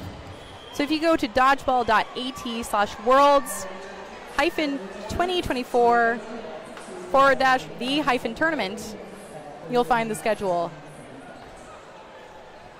There has been no information about the World Championships for next year. It actually happens every 2nd year, so there will be a break. Next year they'll probably have a lot of the continental matches or tournaments. And Skinner winning that exchange on, oh my gosh, getting 2 off the opening rush there. But we've now evened up 4 players against 4. I think that you can actually just go to dodgeball.live and there should be some links on there to the tournament, or no? Great choice, yeah, that is correct, Erica. Much easier. Dodgeball.live. Follow the logo and you will find the schedule. Woods eliminated by Lee.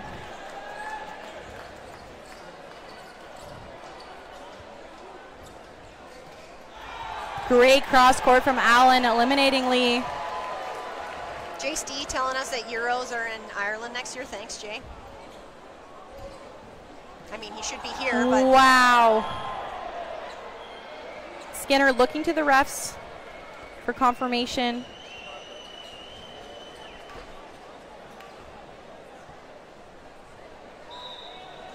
Saying a bounce. Or no hit. We are in a 3v3 England's burden.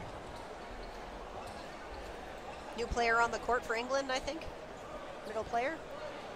Yeah, I haven't seen him play yet. We'll see if we can get a look at his number. Oh, wow. Great block by the middle, who I believe may be 17 badly. Oh. Oh, and Allen eliminated. Yeah, that was really nice timing by Shane. Caught Allen with the ball in the air, that's the time. Mm-hmm. But England eliminating a player as well.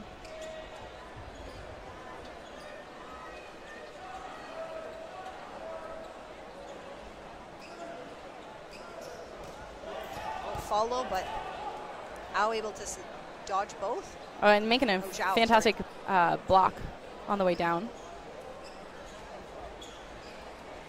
Love it when players can have more than one action once they jump. Oh, wow. He worked so hard for that. Got right back up to his feet, but unfortunately unable to stop that follow.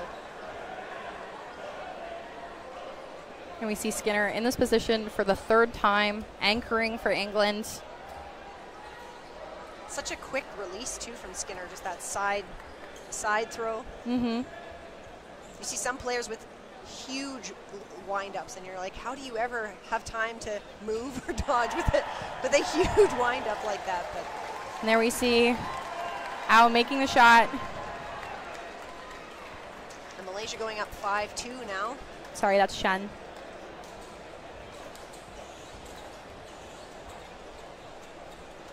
Yes, 5-2, and a score to be expected coming from the, defending champions.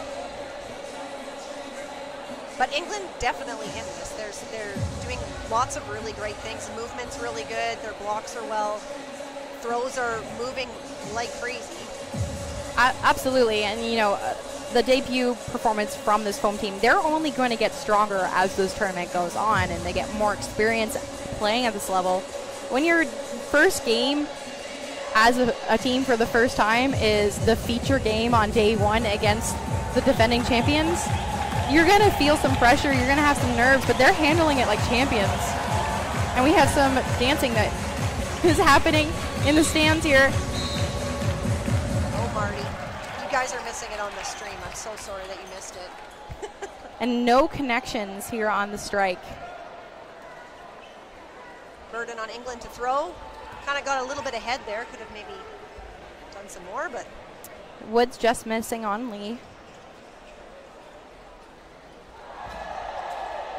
But Lee not missing on Woods. Unbelievable. Not surprising, a lot of these throws are getting just kind of caught underneath the blocks, the fingers. Oh, luckily nobody got hurt on that one. Lee does get out though. Wow. Oh, and that is a double from England. Allen making it. And we are going to be going into no blocking. Pham getting hit out on that one too. Yes, in a 4v2 for England. Now, numbers advantage so huge when it comes to this. For our viewers, no blocking is when time runs out in the first half. We will then go into essentially an overtime where any blocks count as hits.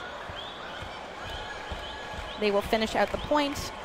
Each team will have, their halftime chat, and then we will get into the second half, which is another 20 minutes. So for those who are cloth watchers, that's something that's different from cloth. You do have to finish this game out. Yeah, there's no points for having the most players at the end of time. Yeah. And a great shot by Wong. Wow, look at that just move. I love where we are sitting right now. It's showing all the angles of all these throws, so I hope you're enjoying them. Now we see Malaysia with ball advantage. They're not moving too high up the line, which makes sense. You don't want to give England the chance to make a pre-counter, but it is very hot in this gym, everybody, and so that's why you're seeing all of our amazing volunteers come out with these mops, making sure that anytime someone slides down on their back, we're getting rid of that moisture so that people aren't sliding around on court. Breaking ankles. Yeah, we can't have that on day one. No. Or at all, but especially day one. Travel all this way.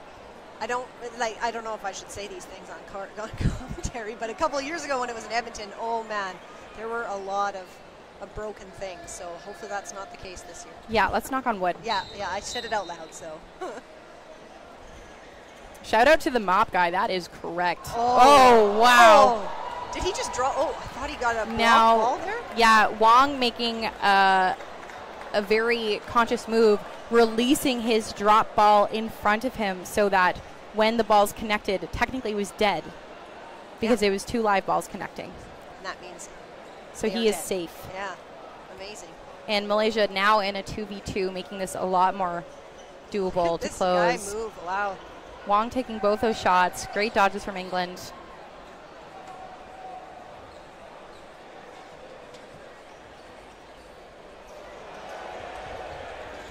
Oh, and big hit. Whoa, and he 34, Millward closing that point up. What a great shot. And now we're going to see a 5 to 3 point differential when it comes into the second half. Very, very doable. Yes, absolutely. From England. Yeah. 2 points, kind of nothing. No, definitely nothing. Easy to come back from if you can just keep things organized. Especially in 20 minutes. And keep organized and also stay alive. But with all these crazy throws from Malaysia, it's not going to be an easy task. This is such a great game. I couldn't ask for better from our opening foam game.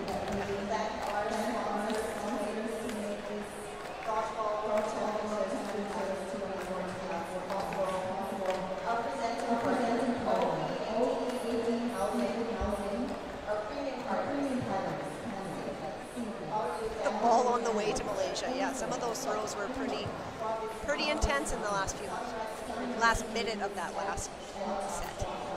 So when we're thinking about going into the second half, what are you wanting to see from these teams? It's a good question. I don't know. I think it's just the way that I look at foam dodgeball.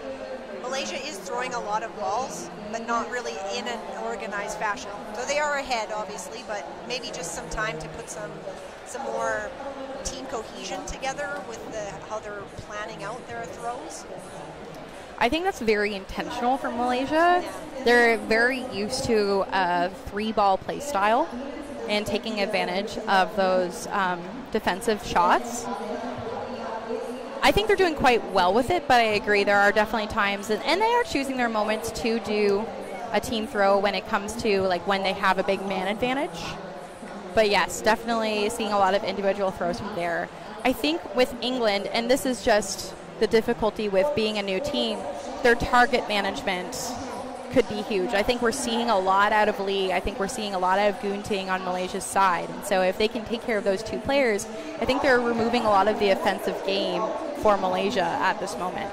Yeah, I would also say shot selection, but also even their throws are just a little bit wide, and it could just be like the experience with the balls, maybe haven't like tuned in on those throws yet, but maybe trying to work on that a little bit. Lots of them are sailing quite high, and maybe they're just trying to have some distraction balls, I'm not sure, but it would be nice to get some more of those shots on target. Yeah, day one, you're definitely going to be shaking off some nerves. That always affects accuracy.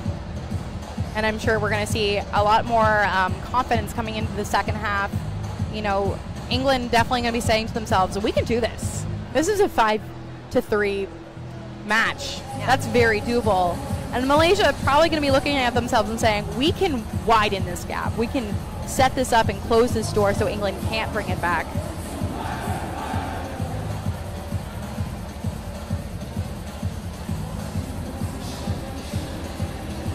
Waiting for everybody to be lined back up.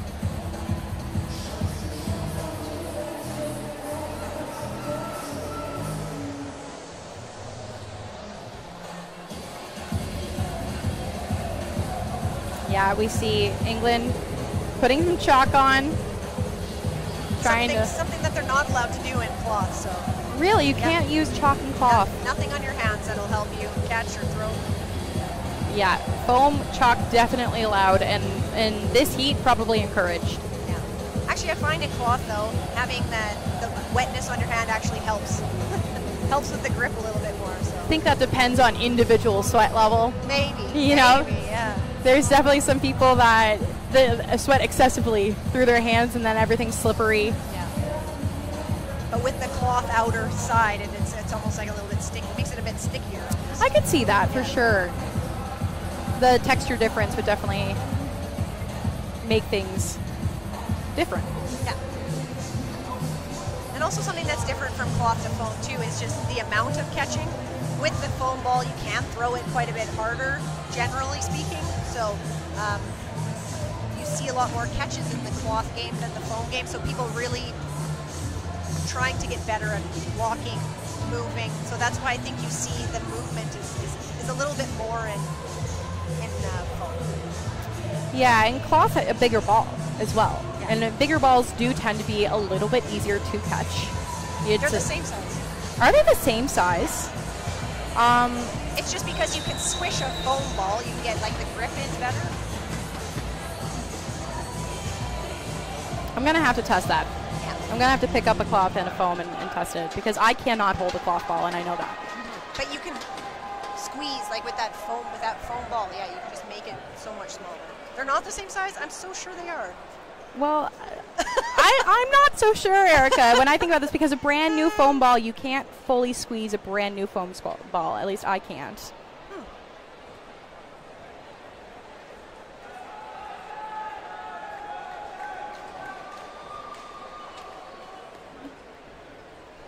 And now we are seeing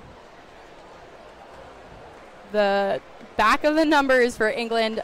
So happy to see this. So we have number 34, Millward. Number 22, O'Regan. Number 28, Zara. Number 4, Allen. Number 13, Llewellyn. And 42. Number 42, Wheel. Number 4's jersey says Strauss, though.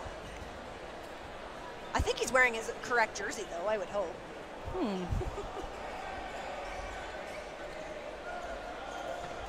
Oh, and just a little bit of blockage there takes out number 34, who was a hero of the last one.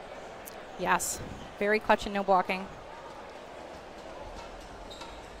Wide shot, out of Wheel. But it's on England again with 4 balls.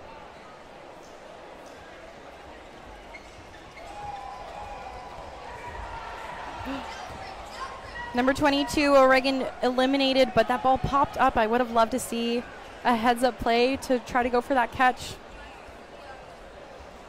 Ah, 4's name is Allen, but goes by Straubs. Oh, so it's a nickname on the back of the jersey. Interesting. Thank you, chat. His strawberry blonde hair. Oh, okay, and then eventually becomes Straubs. Got it. Oh, good block. Block from Straubs. Oh, wow. And Lee just taking that counter shot, using Zara to screen Allen. It just goes right around him. I would love to see some discipline from England here, making sure they always have 3 balls because it's going to be on Malaysia. But Malaysia not caring. They're going to invest 2, just like you wanted, Erica. See, they were listening. I don't know. But also, when you're down to 1 player, you can only ever have 1 ball back. I don't mind giving up a few more balls when there's only 1 person on that side. Absolutely. I completely agree. And 28, going for that catch. Great effort by Zara, but it's just not enough. So we're going to see 6-3 for Malaysia. And you know what? If you're England, you're not panicking yet. There's still 17 minutes on the clock. Lots of time to close that. England's bench looking pretty short, too. I only see about maybe 2-3 subs. Yeah, and there are definitely advantages to shorter and longer rosters. Oh, wow, lots of action. Oh, just 1 on either side. 22 looking for clarification. Oregon wants to know. The refs say, no, you're good. So we're going to have a 5v5 here. Bounce out of Allen. Lee trying to screen once again to get Straubs, but it misses. Oh, just a little tag off the back. Number 13 taken out by Malaysia. Yeah. Llewellyn eliminated. And now we have a 4v4, a very even point once again.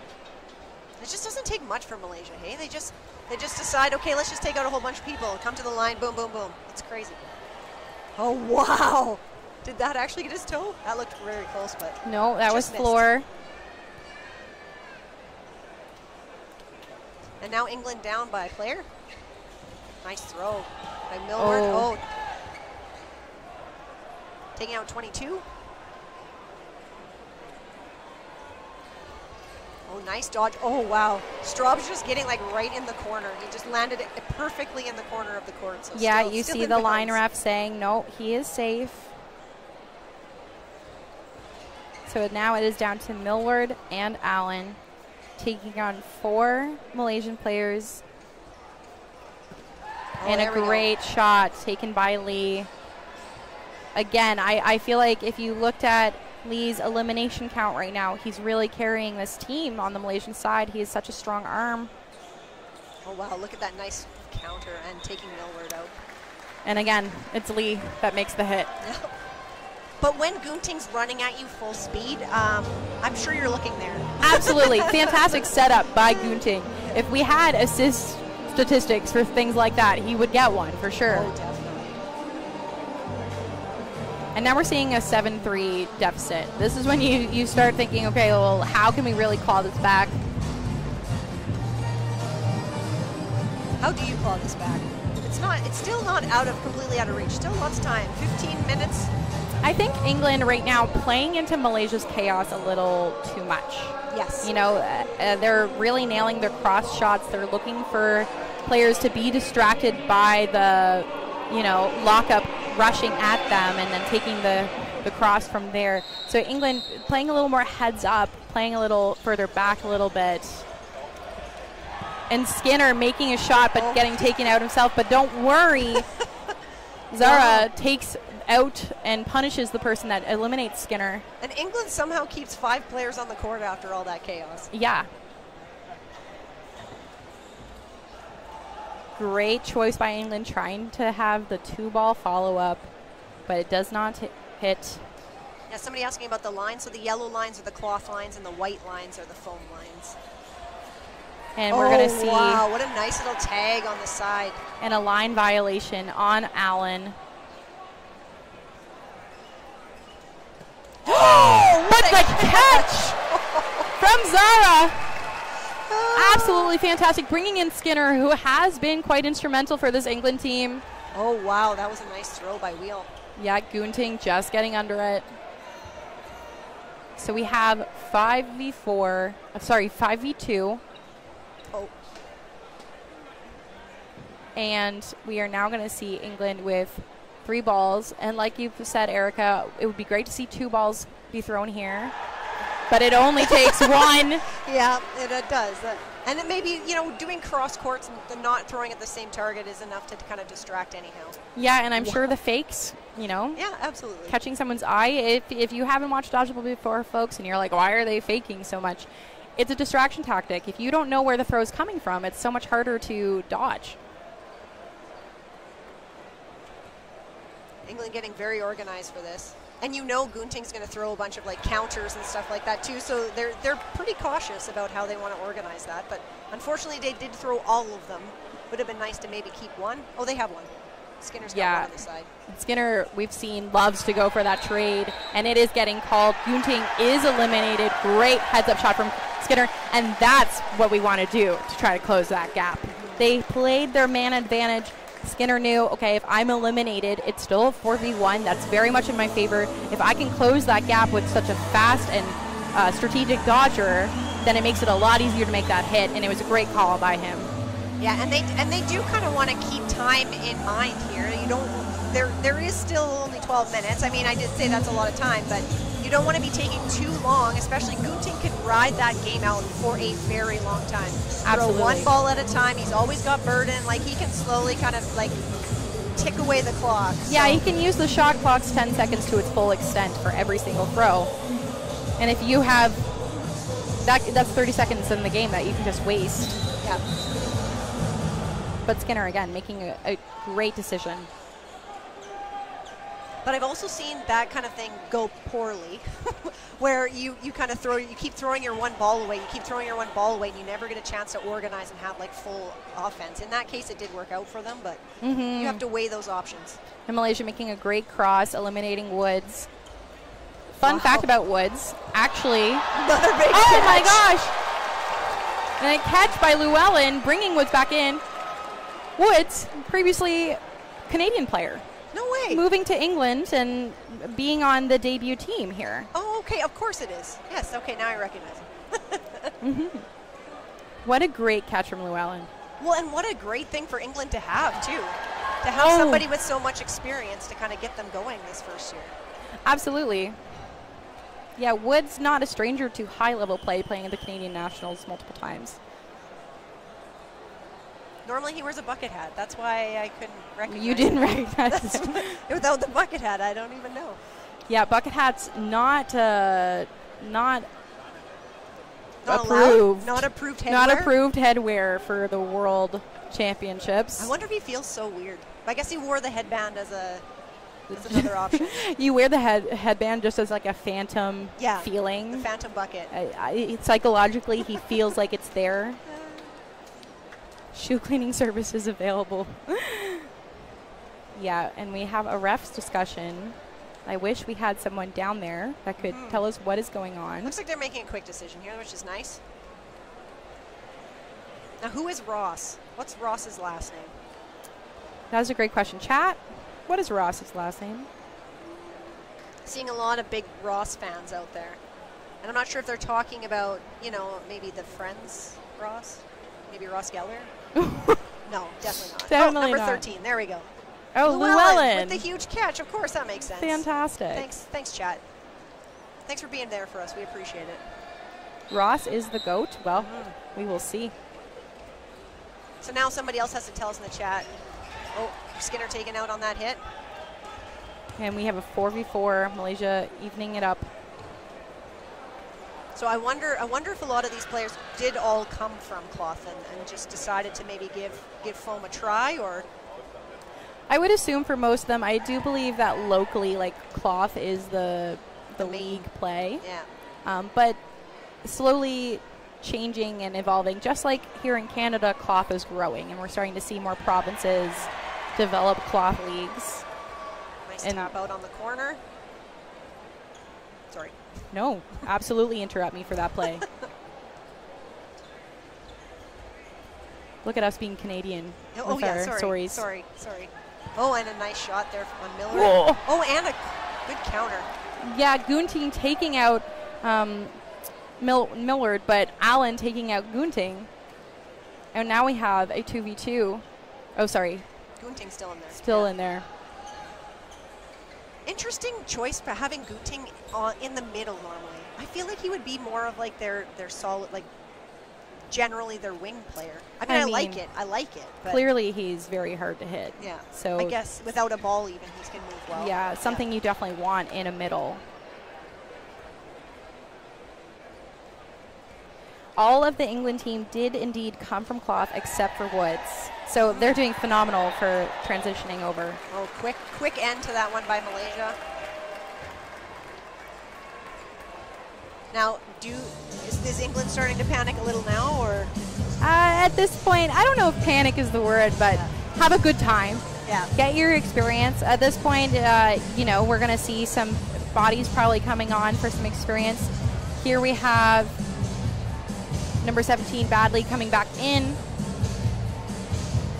But they clearly are still putting in their starters. They want to, you know, this is still round robin play, and so point differential does matter when it comes to plus minus in the standings. Oh, wow, Gunting just getting on his chest.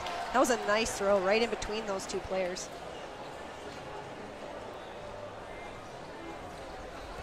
Oh, Skinner. So many jumps from the England side. They believed every single fake from Malaysia. I did too. And that's the way to be. You want to respect those, because what if it is released and you're caught flat-footed? Lee taking out number 28, Sarah. Also finding out, like... Oh, and a great shot from Allen. The one thing I remember from the Malaysian women is they had like these crazy huge like wind-ups for their throws, but Malaysia's are quick. Like the men are very quick. Yeah, everybody definitely has different throwing techniques. You're going to see, I mean, we've seen Skinner whipping out some side throws or backward tosses from his elbow. And it is nice to always have more than one throw type to kind of we've also seen draw from. Millward clearly like trying to grip a ball, setting it up for a drop with a special grip or a curve of some sort. Oh, more shoe tying. Like, why? If you stop for one, you might as well stop for another one. Everybody check your shoes, please. There we go. And it's important to know we do have stoppage when it comes to these things. It won't be a rolling clock. You do get full 40 minutes of play time.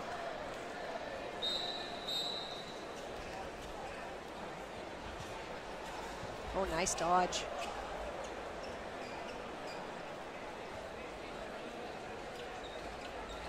Oh, and Woods taken out there by number 10, Lim.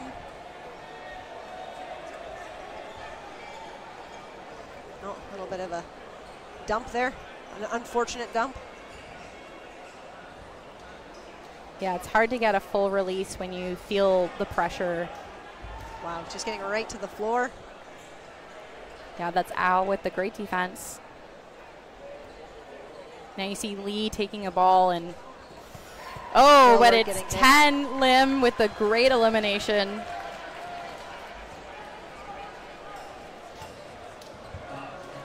Yeah, and 9-4 with 7 minutes left. England very likely not going to win this game, not going to pull it back, but they are going to want to win as many points as they possibly can. Calling a timeout here to discuss it. Because if you have the same situation, I was going to say win-loss tie record as another team, then it would go to head-to-head, and after head-to-head, it then goes to points of plus-minus. And so every point does matter. Every point is something you want to get, because it's the difference between making playoffs and not making playoffs sometimes. I think for foam, is it top 16? Maybe? I am not going to comment on that. All right. Without knowing for sure. Yeah. I will educate myself on that and come back.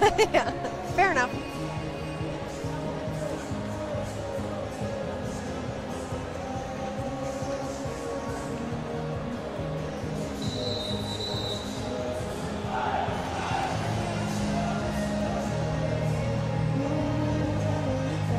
Malaysia. Oh, I was like, where's their sixth person? There we go. Now they're ready.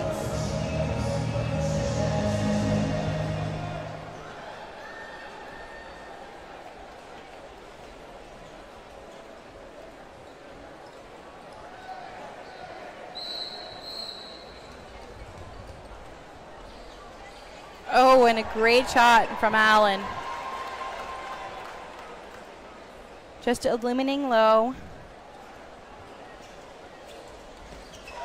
Oh, my gosh, and Woods with the cross-court on Lee. Happening.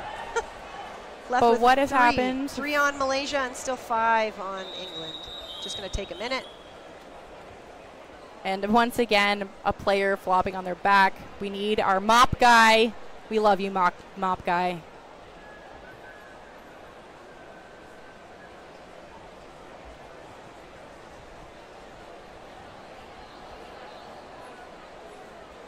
I'm loving seeing the pennies for the ball retrievers here out of England. Oh, the pennies. Oh, I thought you said pennies. Oh, I did say pennies. Oh. Maybe I just don't know how to pronounce it. Oh. Thanks for pointing that out live, Erica. You should roast me for that. I thought somebody was throwing change on the court, and you never know. It would not be safe. That would be. Oh, nice little tag there by Skinner. Yeah, Lim getting eliminated. And now we have Au and Zhao, I think, too, right?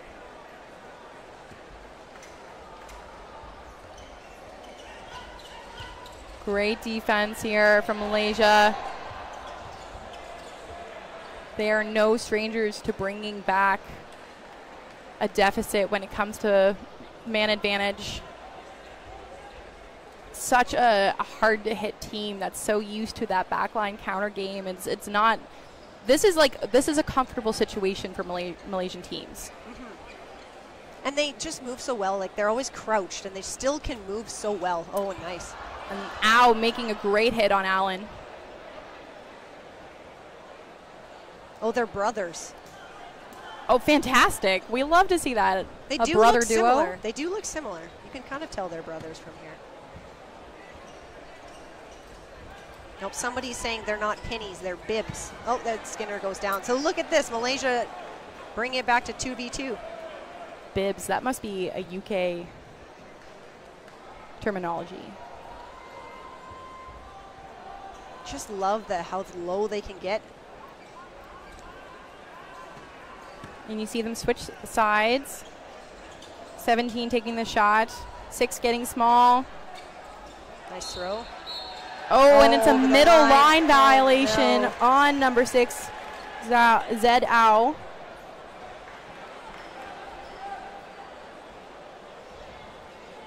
So England have the burden to throw now. Oh, and nice dodges, And takes out Millward. And a catch. Zara, another one.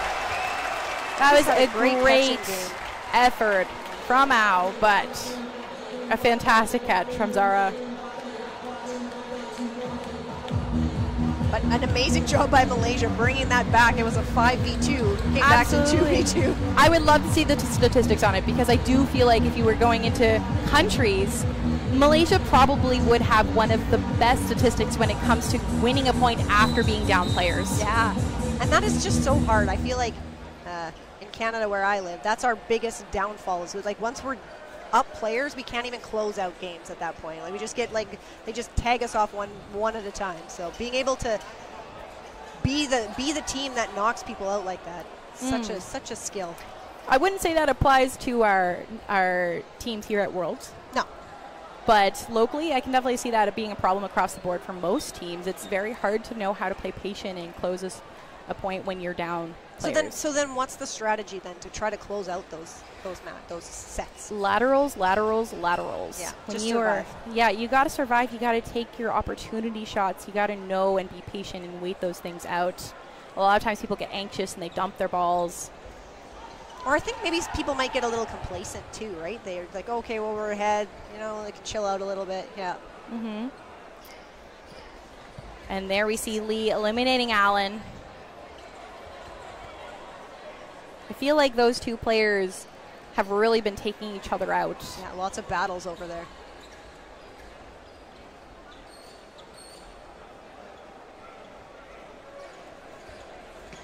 Oh, nice shot on Skinner. Yeah, that's Lee again with the elimination.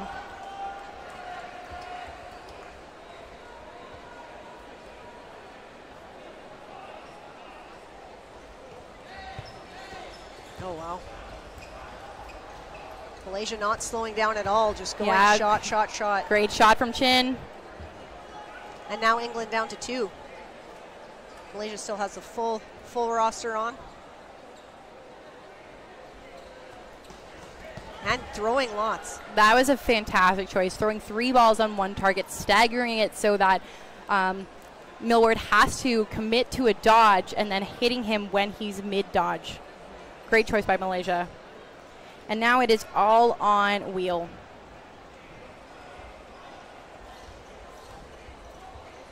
Great pinch attempt. Look at that just sail, hey? Oh, you see Chin trying to make that aggressive shot, but just missing. And Malaysia at this point, you know, feeling confident with bodies. Oh, out, going for that close shot. At this point, too, Malaysia can take their time. Yes, and you see Lim go for the catch, and that's perfectly fine. They're up so many points. They're up so many bodies. You can go for that risky play. Would have been so fun to make it. Yeah. But now they've been throwing so many balls. Now they're leaving it on Wheel, who looks a little gassed. Yeah, and Malaysia likely going to pinch him after he throws. What a throw. Just able to block that. Yeah, let's go with the block. Oh, and there. And there you go, and that's the trade that Chin wanted to try to make, and he successfully makes the hit and survives. So probably just enough time for one more game. Yeah, the clock is over 40 seconds when the point ended, so we will play one more. And I think we see England making an adjustment. Number 2, Poole is coming back in. He's been out a couple points here. Next. And we see Malaysia making adjustments too, putting in players for experience. Yeah, this is the time.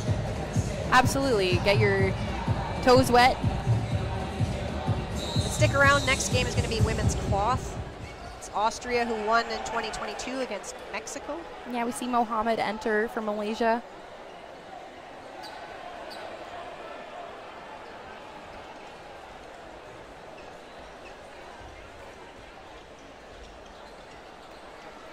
I think we're also starting to see the exhaustion of the match. You know, people aren't throwing as accurately. Nobody getting taken out on any of that. Oh, Straubs maybe. No, Woods was eliminated, as was Straubs. And we are going to be going into no blocking for the final point of this match. Malaysia 10, England 5. And we're still going to finish this point out because, like Halen was saying a little earlier, plus minus can really make a difference here, so we will finish out the rest of this game. Refs having discussion about one of the throws.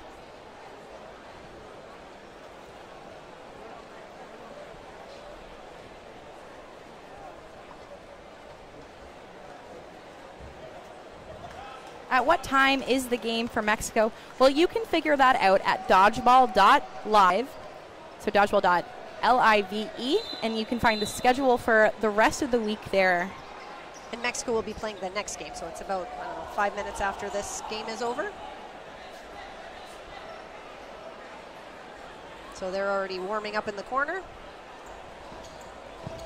Ooh, great first dodge by Skinner, but then we see Lim making a great follow-up. And it is 5-3 players for Malaysia, but England's burden. They do not make a hit. Oh, but Malaysia does.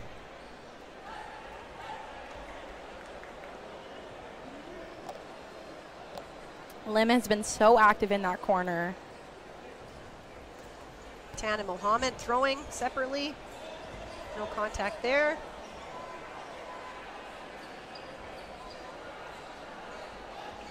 And I think this score doesn't fully reflect how close this game actually was. England has been in, for most of these points, in a very strong position. Oh, wow. Barley moving really well.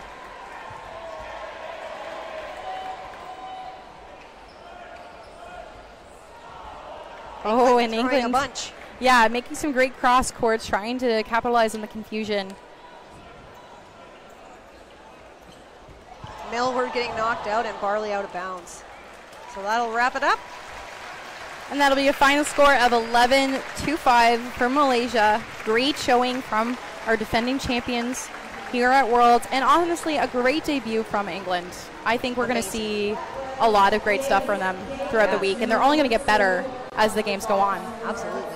Experience makes so much difference in dodgeball. I mean, in every sport, I guess, but this one you can put a really athletic, hard-throwing, great dodging kind of person against somebody who's played for 20 years, and that person who's been around there for 20 years just has that knowledge and kind of just the nuances of the game to kind of make a good go of it. So that's why, as an older dodgeball player, I still love it so much. Yeah, dodgeball IQ, definitely a strong asset that is well needed at this level. So that is it for our men's foam game, but we have women's cloth coming up. It's going to be a fantastic and exciting game. Do not go anywhere, and thank you so much for hanging out with us. This is Halen and Erica signing off. Bye, JC.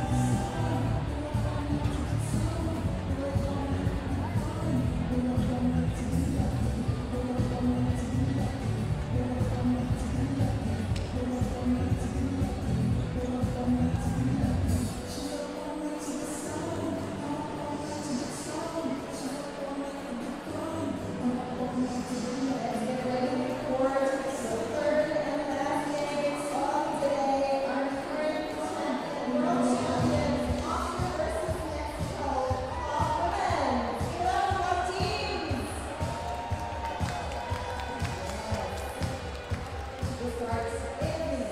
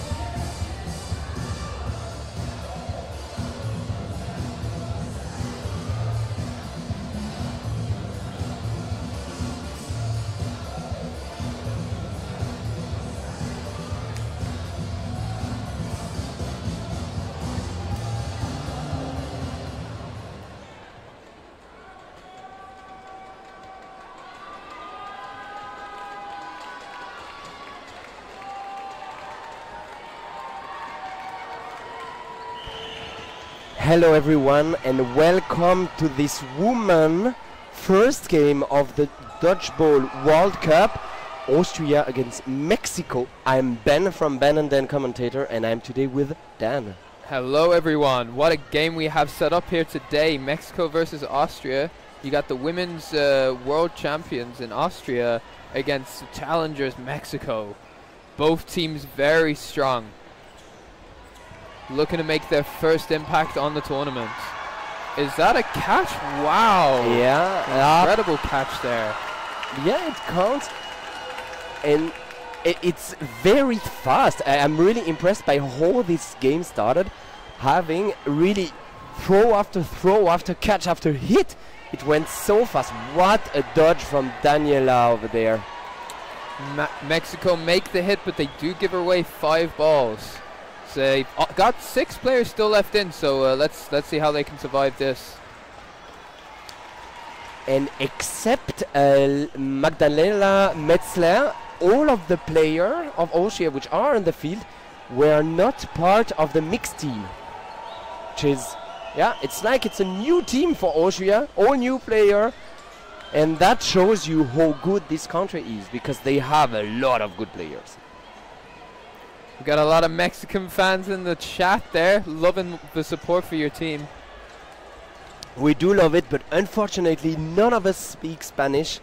We could speak Welsh, English, French, German, but honestly we don't have that ability to speak in Spanish yet. Don't hesitate to write in English or any other language that you have. What country is it hosted in Graz, in Austria, Europe. Meanwhile in the game, it's back down to 3 Austrians versus the 1 Mexican, and they make the hit. And it went very fast.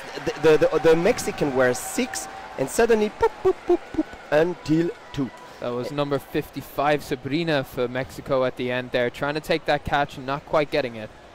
We will try to do our best with saying the Mexican names. We will do our best. We are sorry if it's not as we should say it. Mexico vamos. 2-0 for Austria.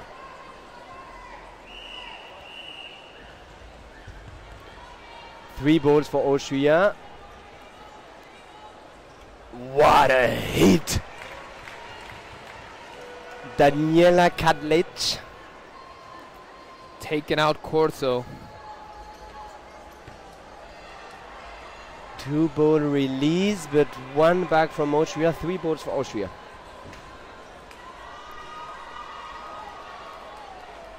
So the game started very fast on the previous set, and now they are all more looking at each other. And a trade. Number 55. That's Sabrina taking out Kadlec and vice versa. Indeed. A lovely pre-throw from Koch there.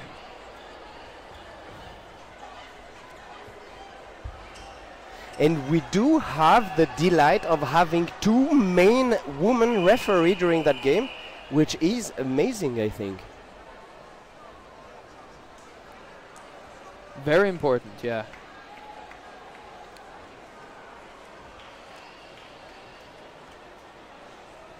And one more I think she didn't get that she needs to go back to the line. No, and now she didn't get. It's a bit confusing. Yeah, so the time was stopped and she didn't quite, I think she didn't quite get the hadn't started again yet. Yeah. It is quite. Ooh, that was close. It is quite normal to have a player not completely sure with all the rules, because every country can follow the rules of their continent. But after that, you have the world rules, which are also different. So it is normal that some players are used to play away and end up in the World Cup having completely other rules. Normally the nations are trying to follow the rules to the best, so they are not astonished at the World Cup. But this is not always the case. So in that case, I guess she was confused due to that reason. Mexico starting with 2 again. Not quite dodging out of the way. Metzler making a very good hit there. Oh, what a hit! And that's a catch! Wonderful hit from Barales Riquelme Elizabeth. Number 3 there. She made a brilliant hit, but she's just unfortunate that the ball popped up there. That was really unlucky. Okay, block. 3-ball attack that will come from Mexico right now. Mexico! Ooh.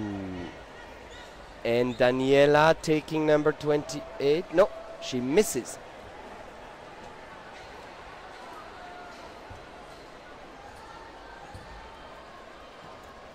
Lovely double shot there. Weber and Kadlec working together well. Yeah, it was really, really well timed. Not wanting to risk giving away the catches. The Mexican player was really showing that the only thing she wanted was to make a catch, but the Austrian don't want to give it to her. Ooh, very good shot there from Grill.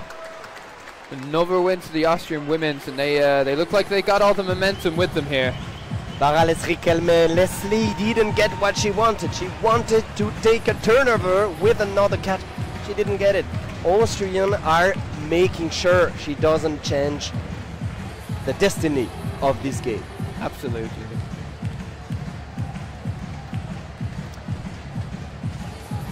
I think we have way more Mexican fan in the chat because mainly Austrians are here in the Halle. So that might be the reason, and not everyone has the opportunity to travel through the world. Annika tries to go a bit too aggressive there. Gets taken out by the Mexican.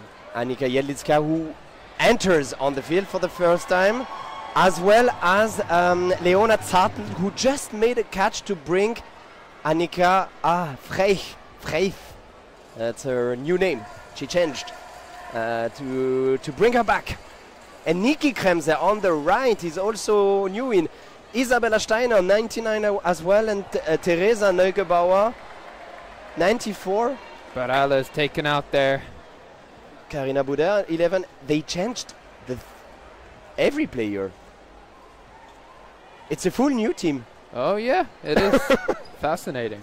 Yeah, they changed the sixth player. Insane. It's not that often that you can say, what a headshot from really close. But the referee don't think it was mean enough to give a yellow card. No, I don't think it was. No, I wouldn't have not given a yellow either. She also excused herself directly, Yannicka. Ooh, beautiful revenge. Lovely pre-throw there from the Mexicans. And it's a 1-for-1. It's still at the advantage of... Oh, what a catch! Teresa Neugebauer. And Niki Kremser comes back in. She just had the time to hit the death zone. 5 ball, that's going to be hard. What's your pronostic, Dan? I think Mexico look like they're having a tough time getting into this game. It's a very dominant showing from Austria so far. They took the first time out as well. 8-0. I guess Mexico is not used to the European way of playing dodgeball, isn't it? No, yeah, it'll be very different to what they're used to back in Mexico. It is a lot more pressure, I'm noticing. Mexico seems to be throwing a lot of standing counters, whereas Austria are very much a running counter country. Yeah. Also, what I have as an idea, or like a difference from those two countries, from what I see, I might be wrong. Everybody knows that. But is that Mexico is really more trying to fish for catches, so they are more in a defensive position, while Austria just try to hit and hit and hit. And Austria do have very good throwing power, not allowing Mexico to get the catch they want to have. In the end, if you don't get the catch, you are actually just hit. So yeah, that's the reason why Austria is 8-0 in front of. Yeah, they're just not moving as nimbly as the Austrians.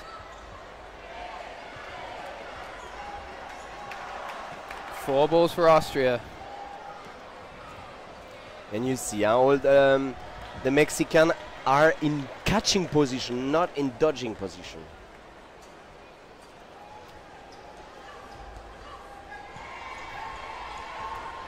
Niki Kremser is called out. Lovely shot there from the Mexicans, teaming up really well. Leona Zartl with a beautiful headshot. Taking out Olaveria.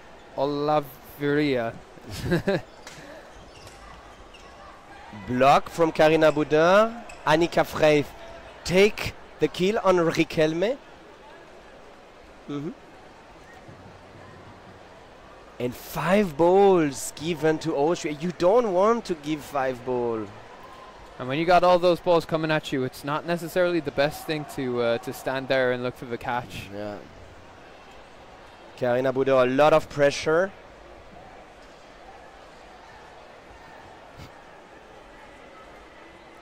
So it's Sabrina left in for Mexico. What can she do? Oh, and that's a hit.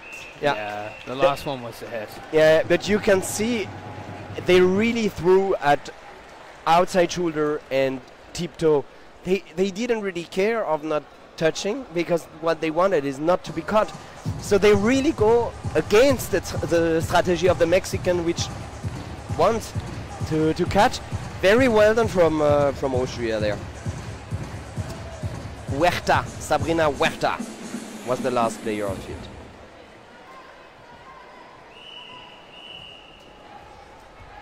Mexico start with 3 for the first time this half. Lovely hit there. Beautiful shooting. Karina Buda seems to be very frustrated. She wanted to have that catch.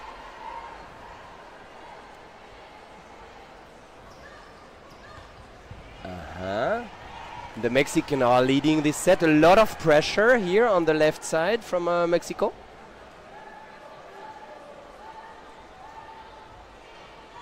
Oh, beautiful pressure for Leonard Sarton in the middle of the field. Yeah, holding the Mexicans off there. 2 balls released, Kremser ducks underneath. 4 for Austria, and they're going to want to watch that possession a bit more than they have been. What an interesting position from the Mexican. They had 1 ball and they placed it in the middle, having the girl at the activation line, putting a lot of pressure and having all the player behind her. I've never seen that before.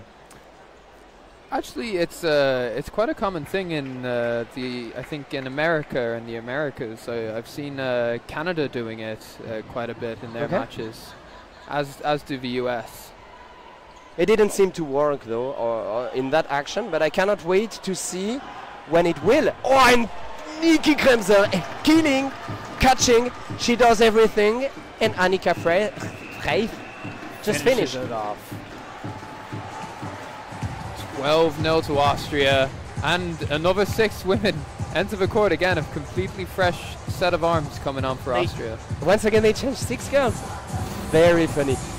Leni Metzler on the left with Eva Kulnik, Weber, Kati Koch, Moni Grill, and Daniela Kadlic. Yeah, honestly, it's so impressive to see that Austrian team having 2 top teams. I mean, it's 2 top teams. Yeah. Wow. And you can also see on the side of the field their coach, Florian Leitinger, who was supposed to play in men and unfortunately is hurt. He wanted to be mentioned as being part of it. He's very proud of his girl, so keep it up, Flo. 4 balls for Austria. And again, looking for that catch when the 4 balls are coming at you. It's a big risk. I think it's a different style to be looking for those catches. But like you pointed it out, it's pretty consistent. But they are being punished for it quite a lot. So I think they might want to be looking at changing that up at some point. They seem the South American. They seem to be very responsive to fakes. So as soon as you fake, they will instantly throw at you and actually kind of release and give you a ball back. It might work like it happened there against Grill, but it seemed that they have been giving a lot of ball back to the Austrian team.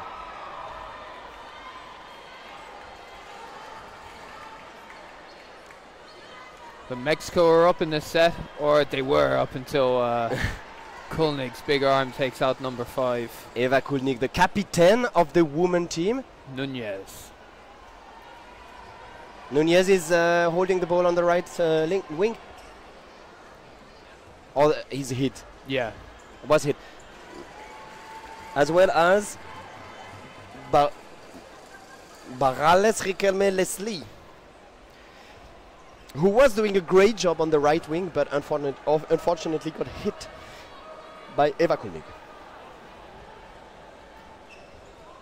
4 balls for Austria, 2 ball release, 1 out.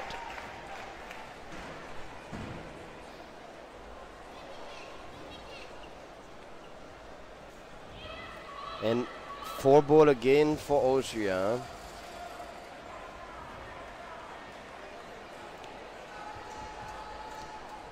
Yeah, if I was Mexico in the next timeout or at the halftime, I would really want to try having less ball release or less often 4 balls given to Austria, because they really know how to use them. So you need to be more patient. You need to keep more balls in order to have more opportunity afterwards. Yeah, I think although Austria are showing their quality, they are winning partially just because they've got more chances to make hits. Simple as that. They have the possession. And if you only have one person on one side able to cover the whole team, you have one weak side for sure, which will not be able to put enough pressure on the opponent, which will be able to hit you. Those good arms of Austria will hit you if you don't put pressure. And we are very glad that you appreciate our commentating.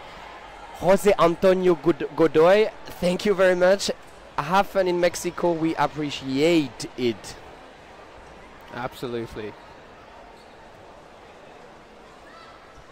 And what a catch from Weber. Katy Weber, who actually is playing and developing her skills in Netherlands and not in Austria. Already 3 women of Mexico out after 35 seconds. AV, the commentators are fire. Thank you very much. And Katy Weber fishing for more catches. She wants to end that set only with catches. 2 minutes 50 in the first half. 4 balls. And that's a hit. It happens every time, huh? Yeah, it's started to get a little bit repetitive now. I have to be honest. It's you got to move more. Yeah. You just got to move more. Yeah. Then the thing is, Mexico plays really well, but they are not adapting. They saw that the Austrian were dominating that game. I mean, it's obvious. It's now 16-0. We can say that Austria is dominating. Now their job as a national team is to adapt, to try to find something that will work against that good team, else you cannot win the game. And yeah, there will be a lot to talk during the halftime that comes in 2 minutes, because you need to switch, you need to find a new way to win against that Austrian team. Or those 2 Austrian teams, because as you can see, they definitely have 2 teams on the field. And a double catch from Austria. Koenig and Koch taking the balls in. Yeah, that's the thing. You know, we have been praising Austria for their throws, but honestly, they catch as good as they throw. Oh, so much pressure over there and a good block. Oh, she catch! Kadlec reads that perfectly. She was fishing for it. She was in her head.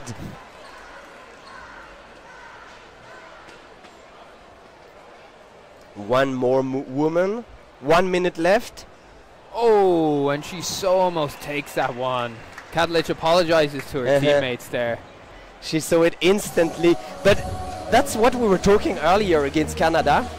Austria are optimizing their way of playing up to not making any mistake. And you see, like here, Daniela Kadlec is hitting. She is finishing the set, and she is apologizing because it could be a mistake. Even if it's not, they are so optimizing their dodgeball that they still apologize when they do something good. This is beautiful dodgeball, and this is where we go. We are going to have the best dodgeball ever during this week. And full new team on the field. Mexico running forward with 3. Oh, and there's another catch taken there from Steiner. Isabella Steiner making her good entrance.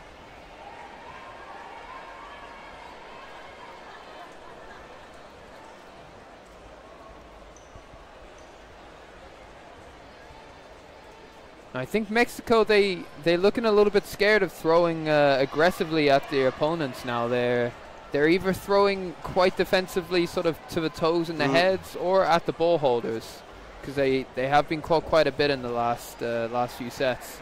But that is not how you want to respond. And they also are starting to not play as a team. You could see they are all front, one after the other, not together. That's just a good attack. There. But that was good because they protect each other. Communication got good. They made it well.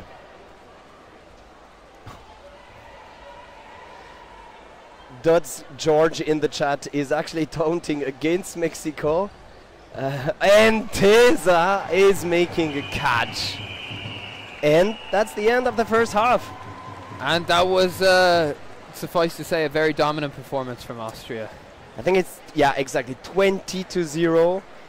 Yeah, domination is there, I guess we can say that. We'll be interested to see what Mexico can change up for the second half. I'd love to see them getting a set in this. Yeah, they have to. And we've talked about that. There are solutions. Let's see if they find their way into it. In the meantime, there will be a lot of noise in the hall, so we will just let you and come back in a few minutes for the second half. Thank you, Dan. Thank you, Benny. See you very soon. Don't go anywhere.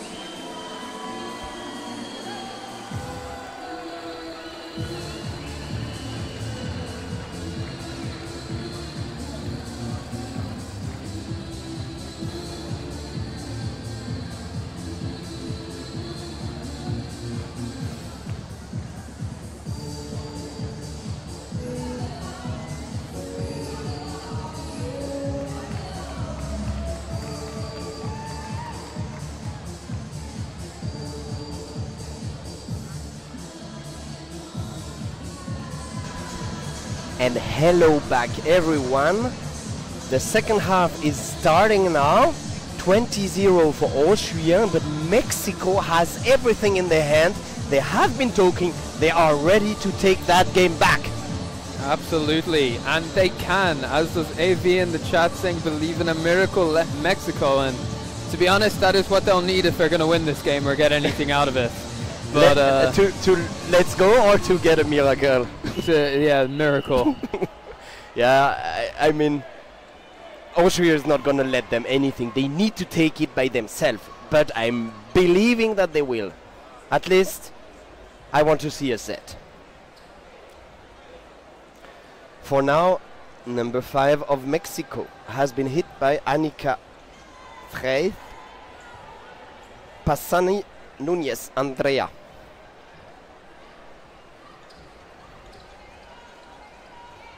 Big arm from Neugebauer at Quick-Quailm, who gets out of the way. And good dodging, actually. Oh, Nickel against her. It's the second time. Does it again. It's the second time. She kills, she catch. She just take 2%. She actually didn't even bring someone in. She is a killer. Beautiful throw there. And they release 2. But they have still 2 at least.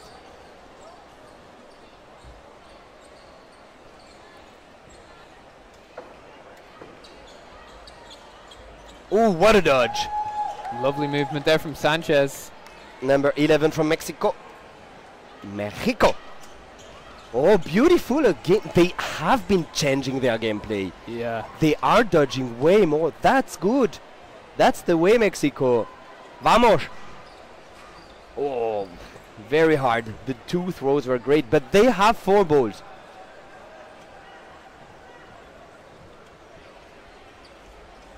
Oh, beautiful revenge on Karina Buder, but it's 1-for-1. Sanchez is alone. Annika gets the kill. It's a bounce. Good honesty there.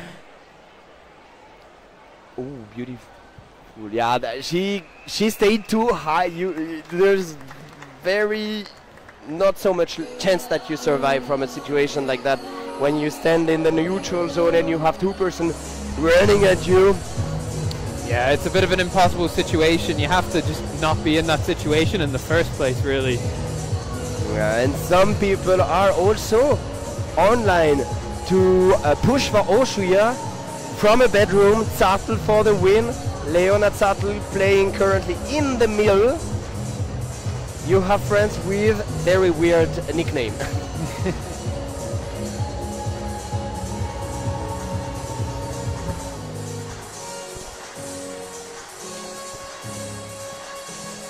And looks like the referees are discussing something. Not too sure what exactly. I think it must be time. Just checking that they have the correct time in there. But they are back. I'm really happy to see 2 main women referee. Yeah, me too. Me too. It had been hard, you know. I've been in the dodgeball world for now 10 years. I've seen how hard it is to develop. Not because it is not supposed to develop, but you need to find people who want to develop the sport as itself. And we always struggled having women in high position and responsibility position. I am delighted to see 2 women ruling that game and making it so well.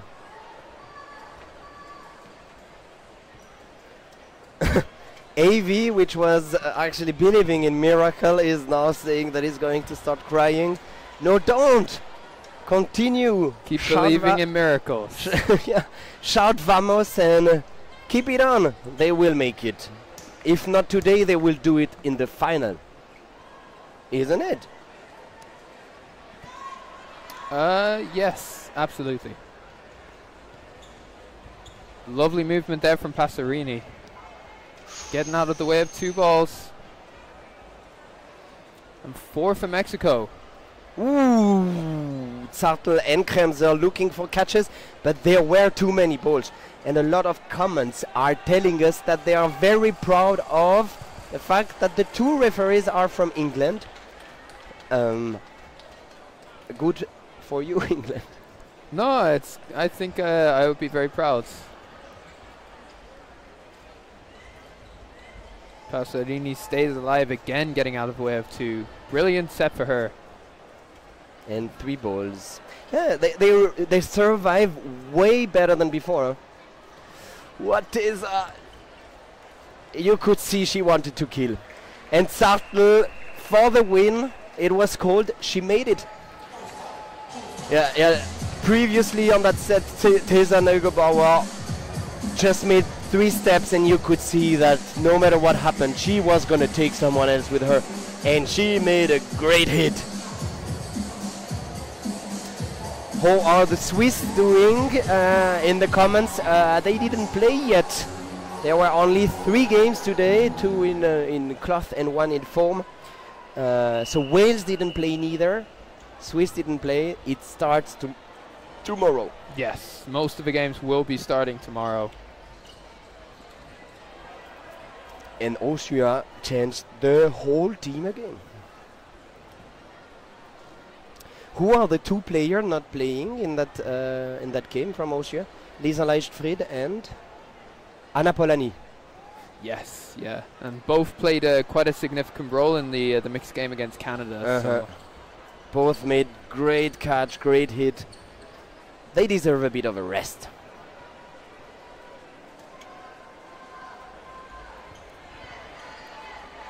Krill gets out of the way of the 2 balls from Garcia and Passarini.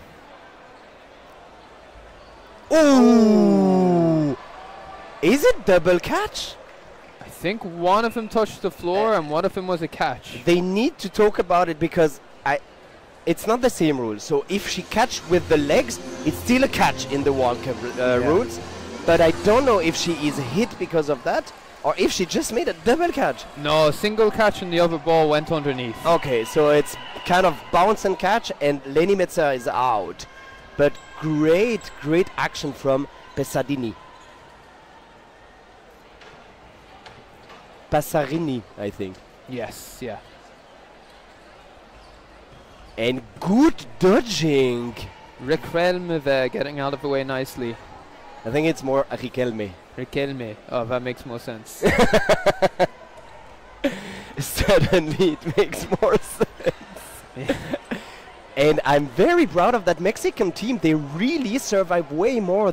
You know, we were talking about that. They had a bit of time to talk in the halftime, and they did what they had to do. AV is done crying. He restored his faith. Beautiful. Vamos, Mexico. I'm happy to see that you're still behind your team, AV. And it's 4-4 now, so it's anyone's set. A lot of pressure from Cathy Koch. And Passarini bounces the ball off Bill's foot and takes a catch. And she is making that set. It is their set. And what a hit from Cathy Koch. Garcia taken out there. 40 seconds to go. Mexico needs to win that set. Yeah, we're hoping for them.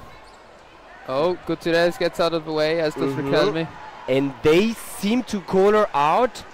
The ref is calling Gutierrez out. Oh, line fall from Gutierrez. And a hit.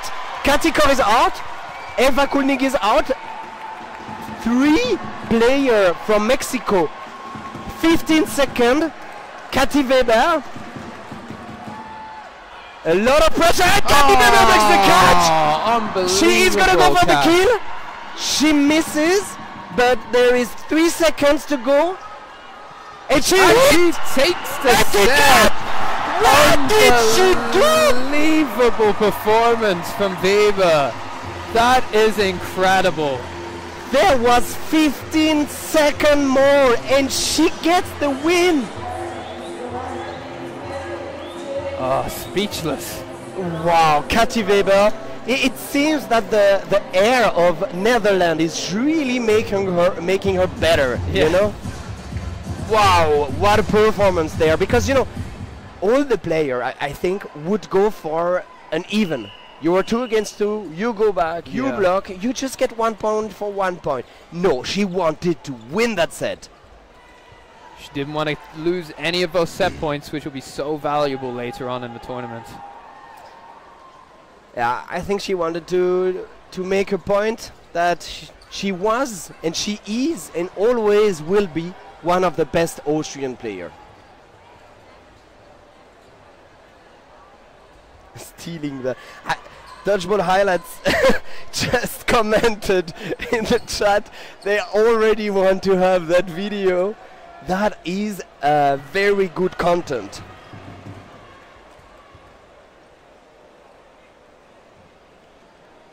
Yeah, I'd definitely steal that if I was you. Yeah. Oh, beautiful hit from Grill. And again, Austrians are now against 6 on the field, against 6 Mexicans. And they go for the kill. Oops, sorry.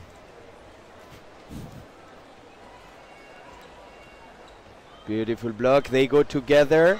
And what a dodge. Brilliant leap there from number 10. Olavaria Espinoza, I would say. Sure.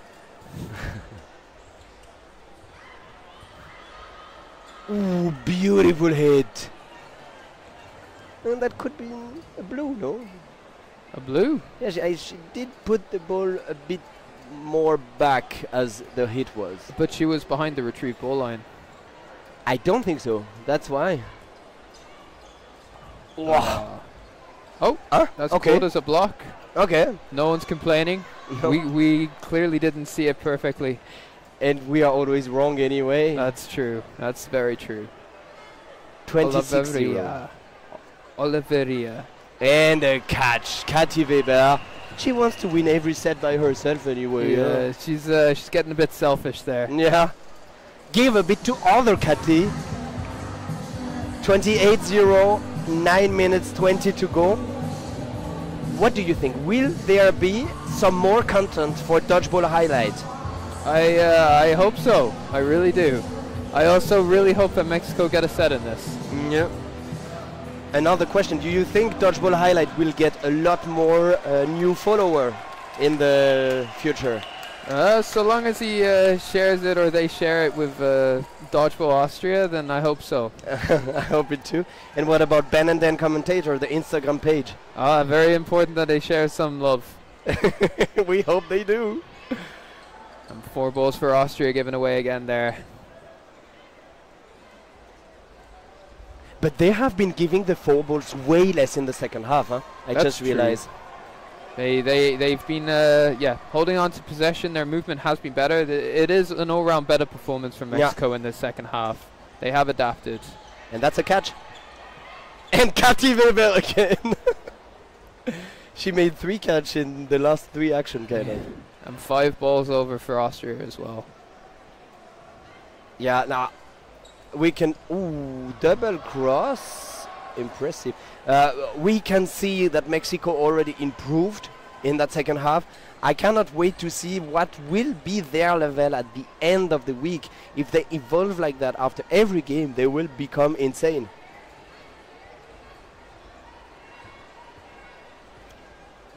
Sanchez, minimal effort, 100% efficiency there. Yeah, she did dodge 3 balls. Oh, Katy Koch fishing. But Kadlich takes it. Nah, she saw it coming.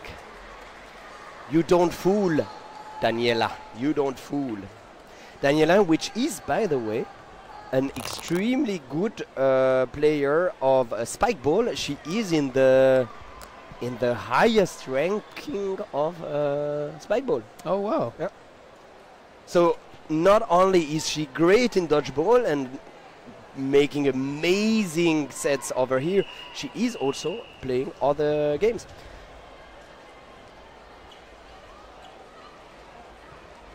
Gutierrez taken up by Buda. And it's a full new team. And the 4th ball is chucked over again. Ooh, beautiful. No hit, I think. Yeah, special rule in the worlds. If two balls collide in mid-air, they are both dead. Exactly. So even if the ball did hit from that afterwards, it wouldn't have counted. Which is funny because in the European rules, the balls keep being alive, so you can be hit by your own ball that you threw. And the Mexican are 5 against 5. Wow, that was strong. Martinez is out.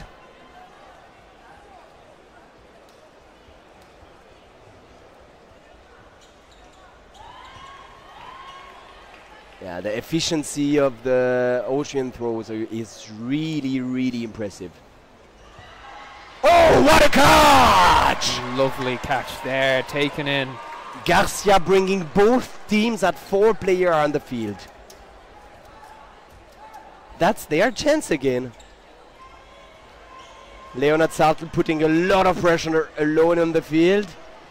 And she gets hit. Riquelme doesn't care about the pressure. And Annika Freth comes back in. Okay. Very late. I didn't get that. Okay. Must have been a catch on the other side of the court. Tesa Neugebauer. Oh, that was a beautiful fake there. Very close from Neugebauer. Not quite hitting it though.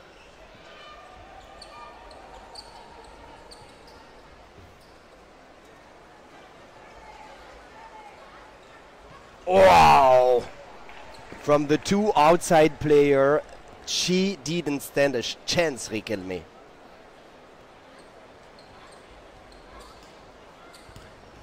Oh, what a catch! But she steps on the line. Martinez is back in. And Olvaria is also out. But Martinez can make it. It's only 3 girls. But 25 seconds remaining. Oh. Yeah. Tesa didn't want to lose anyway. Yeah. 32-0. 4 minutes 20 to go. Can we say that we want Mexico to at least win 1 set? I think we can. Absolutely, Yeah. absolutely. That would make it up for us. Mexico, if you hear me, do it for us. We all want it. Vamos. Riquelme, a fan in the chat who's a real baller. Avi, it's our bro Avi. Let's go Garcia. Jesse Wald, everybody's behind Mexico. Avi is also saying it will make it up for him too. So I think everybody would be happy with that. Oh, what? Taken out there. Wow, the timing over there from Annika Freth was amazing. Wow, la la la la. Those hits. And it had been 35 seconds and Mexico are already 3 less.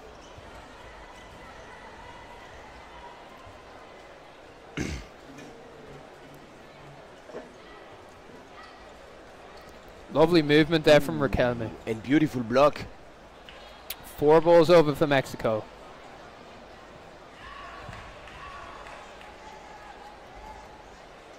She I didn't put the arm up. And what a trade from Nikki Kremser. Very good move there from her. Very athletic.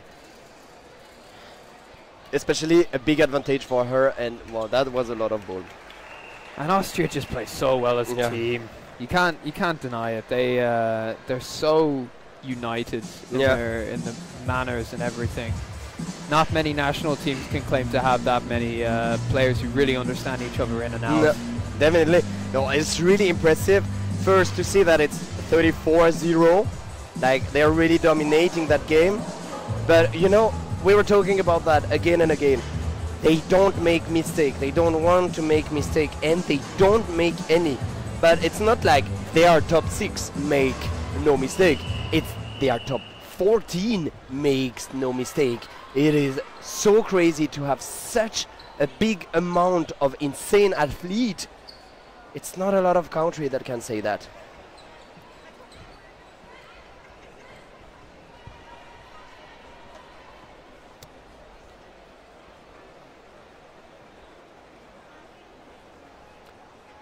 New attack for Mexico. Nikki Kremser, very, very, very powerful throw. She just gets so close there, you know, they can't really do much about it. They have to start releasing on her when she's getting that high up on them.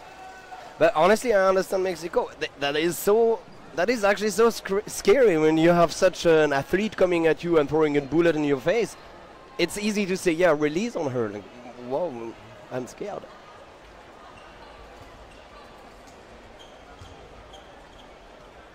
They have such a huge composure. Yeah, beautiful attack. And that's a hit. Passerini taken out there. Passerini did play so well in that game, honestly. Yeah, she's definitely been a standout player for the Mexican team. Yeah, she is for me the Mexican MVP in that game.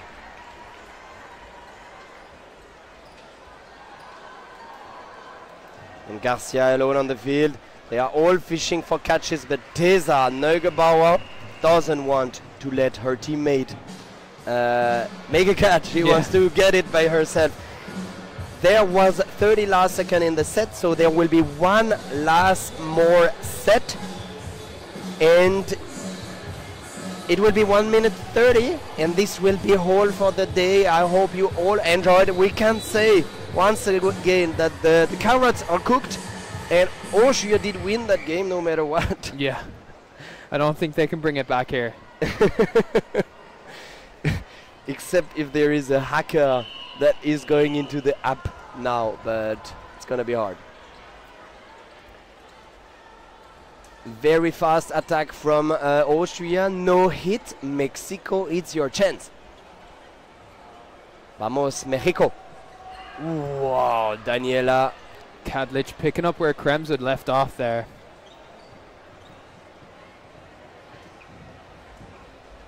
Ooh, beautiful dodge. Garcia, isn't it? Yeah. Yeah, Garcia and Huerta.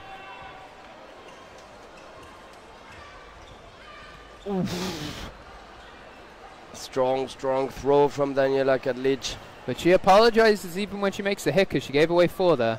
Yeah. Yeah, that's what we were saying earlier. There is 40 more seconds in the game. 5 against 4.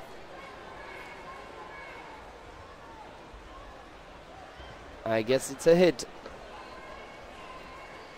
Yeah, Garcia taken out there. And thank you, Robert Pickering, saying that we add a value to the game.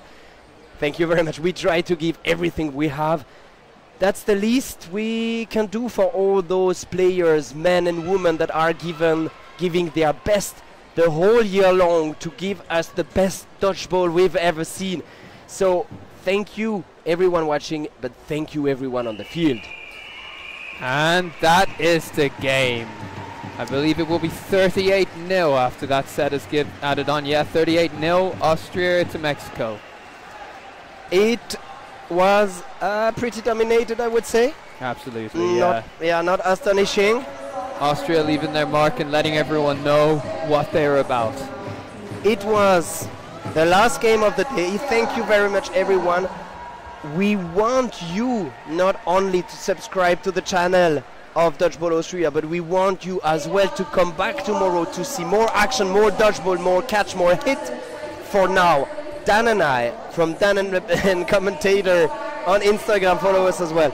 We will leave you. We had such a good and high fun, even if it doesn't mean anything in English. Thank you very much for everything. Thank you, Dan. Thank you, Ben.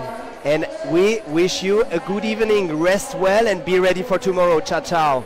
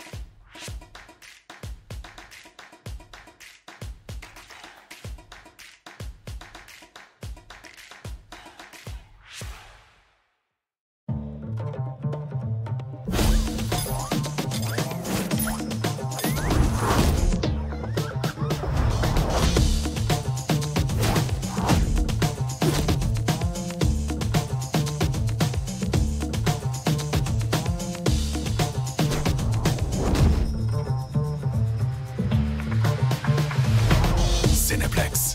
Großes Kino.